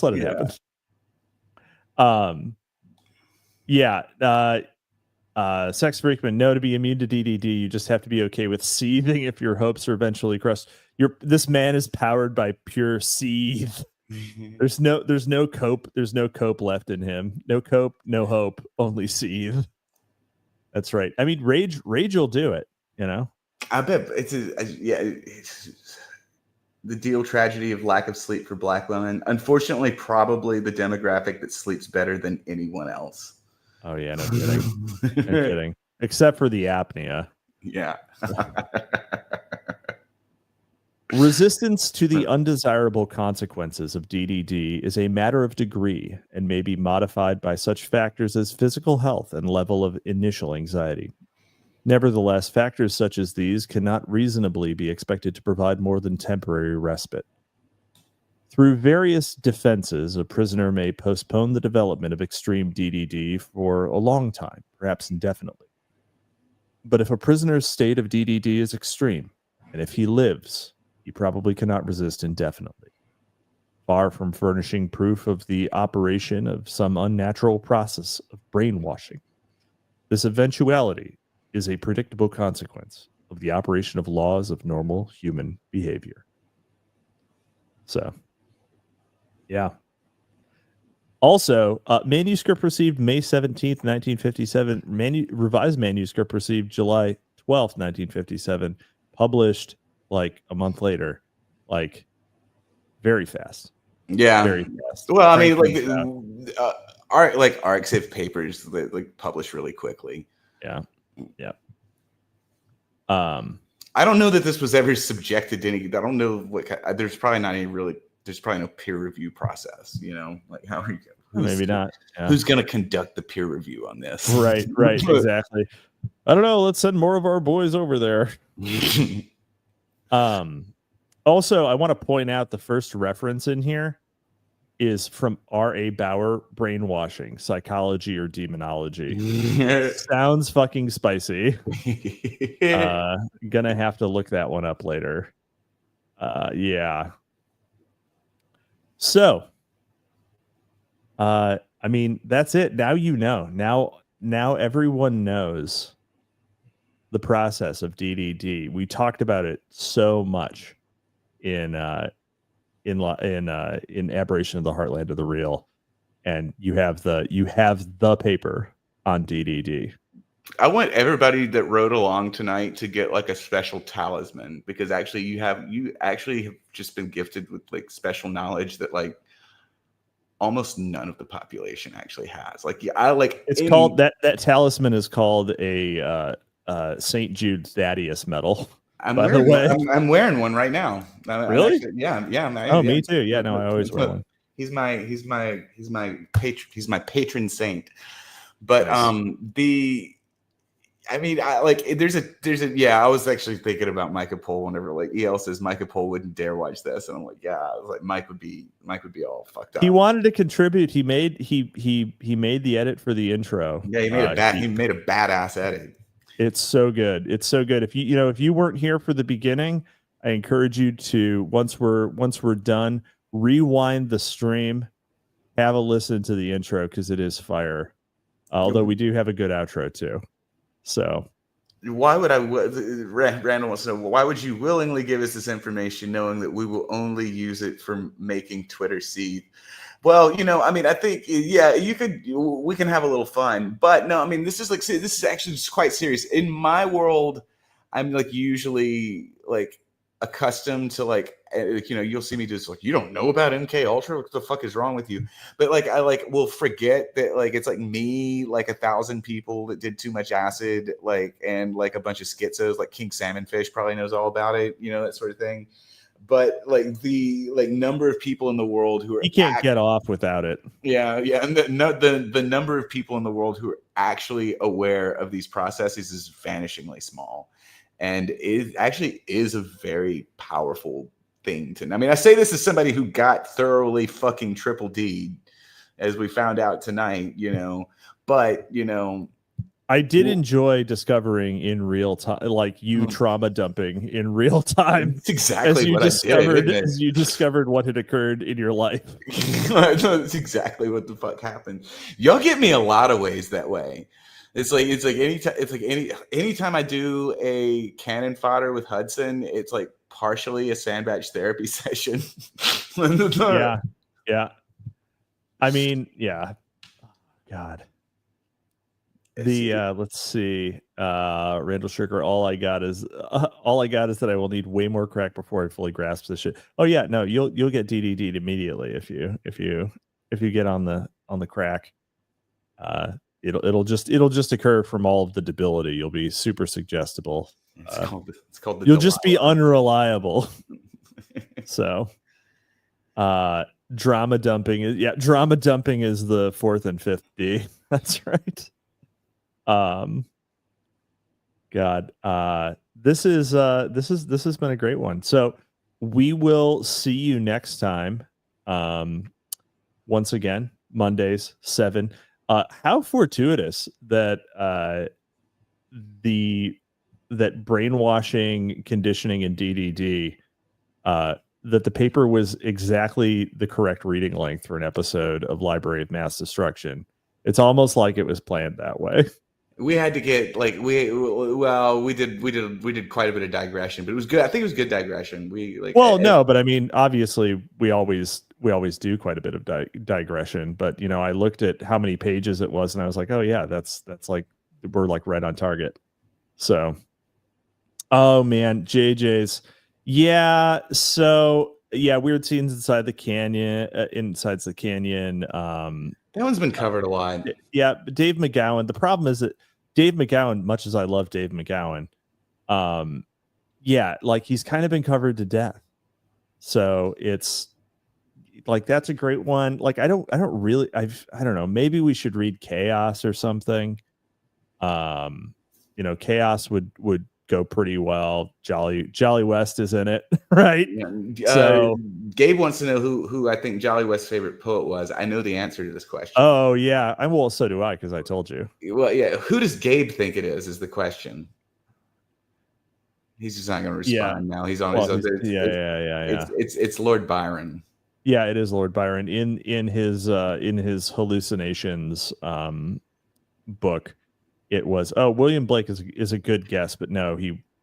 I guarantee you he knew some fucking Blake. Like I guarantee it. He was definitely smart enough to want to deal with the and I mean he was kind of a Byronic character too. He was. And he's remarkably literary. He is remarkably literary. Very literary. Stepped out on his wife a lot, you know. Very Lord Byron, very Byronic. He wasn't upbeat. See, Slappy just tells us that I was expecting a guy named Jolly to be more upbeat. He was. Like this is if you go watch videos of him, he is a very bubbly person. Like not in a gay way either. Yeah, not in a gay way. He's very charismatic. You know, incredibly charismatic, barrel chested. I mean, he was a tall guy. He was 6'3". He was a big fucking dude. No, not dandy coated. He's like lumberjack coated. Like he's like a guy. Had he not been the head of like brain zaps at UCLA, you would think maybe he could have been a linebacker for the Washington Redskins. You know? Yeah, exactly. Dude was a truck. So no, it was just someone who like maxed all his stats and like the only thing he dumped was ethics. Don't need that one. This burrito's good, but it's really filling, you know. Won't be needing these ethics. That's right. Anyhow. All right. I think that's it. Sandbatch, do you have anything to shill before we let these folks go? I talked about my books, but y'all can subscribe to my Substack. I'm trying to fund a couple of projects, so y'all should find ways to give me money. Yep. I'm just breaking down. I'm just appealing directly for cash. Like I'm trying to fund some shit. Trying to fund it. Yeah. He's trying to fund a highly important ramen purchase. Yeah, y'all get on over to my Substack. Give me some money. I've been on this this government cheese, and I gotta get some protein in there. I gotta buy some canned tuna, and I also gotta save up so that I can get like some capital goods, like a can opener for the cans of tuna. No, it's not that bad right now. I know. But it has been that bad. But wait, in the past. Yeah.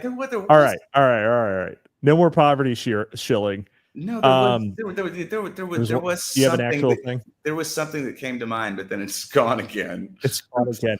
Once again, the contextual memory is gone once you bring up poverty. I feel better already about the triple D'ing though. Like I'm gonna go outside. I'm gonna go out. I'm gonna go out and take a walk. You're free. You know? You're gonna have stuff to do. You're gonna have to quit the show. I'm gonna have to replace you with someone else. It'll be, all right. I am Capitalisimo. You can listen to me next on Wednesday nights, Drive Time Movie Night with Micah Pohl, and over on also on Tookie's Mag, which you may be watching this on. We will be having more. We will be having a new episode probably next week, so we'll look out for that. We will see you next time. You're discouraged from questioning and thinking critically. You must accept the word of the leaders. They make you feel guilty if you do question or argue. Your environment is often controlled, cutting you off from friends, family, school, previously held beliefs. They want you to become dependent, provide a poor diet, poor health care, little sleep, and long exhausting hours of work to make you physically weak and lower your ability to think clearly. Subtly, your self-confidence gets undermined, and your self-image or sense of identity is changed. The leaders control channels of communication. They cut off or put down outside sources of information. Then they bombard you with what they want you to think. They use strong peer pressure, playing on your desire to be loved and accepted. The leaders may promise rewards if you obey them and punishment if you don't, but they alternate harshness and leniency in order to confuse you. The leaders manipulate language, giving special meanings to words that only insiders understand. This is to make you feel like you're part of a special, important, or elite group, and that outsiders are inferior, dangerous, or doomed. You have to confess your shortcomings, mistakes, or misbehavior, sometimes even if these things never really happened. And meanwhile, your time and activities are tightly controlled. You don't have much privacy or energy or time to think because you're too busy doing monotonous, repetitive tasks. The leaders try to control you and even your sexuality, everything about you. They want to exploit you for their own enrichment, their own power or grandiosity. If they succeed, you will declare your loyalty unto its leaders, rejecting your old values and way of life. Without realizing it, you will have been changed into a person who is being controlled by a totalist cult.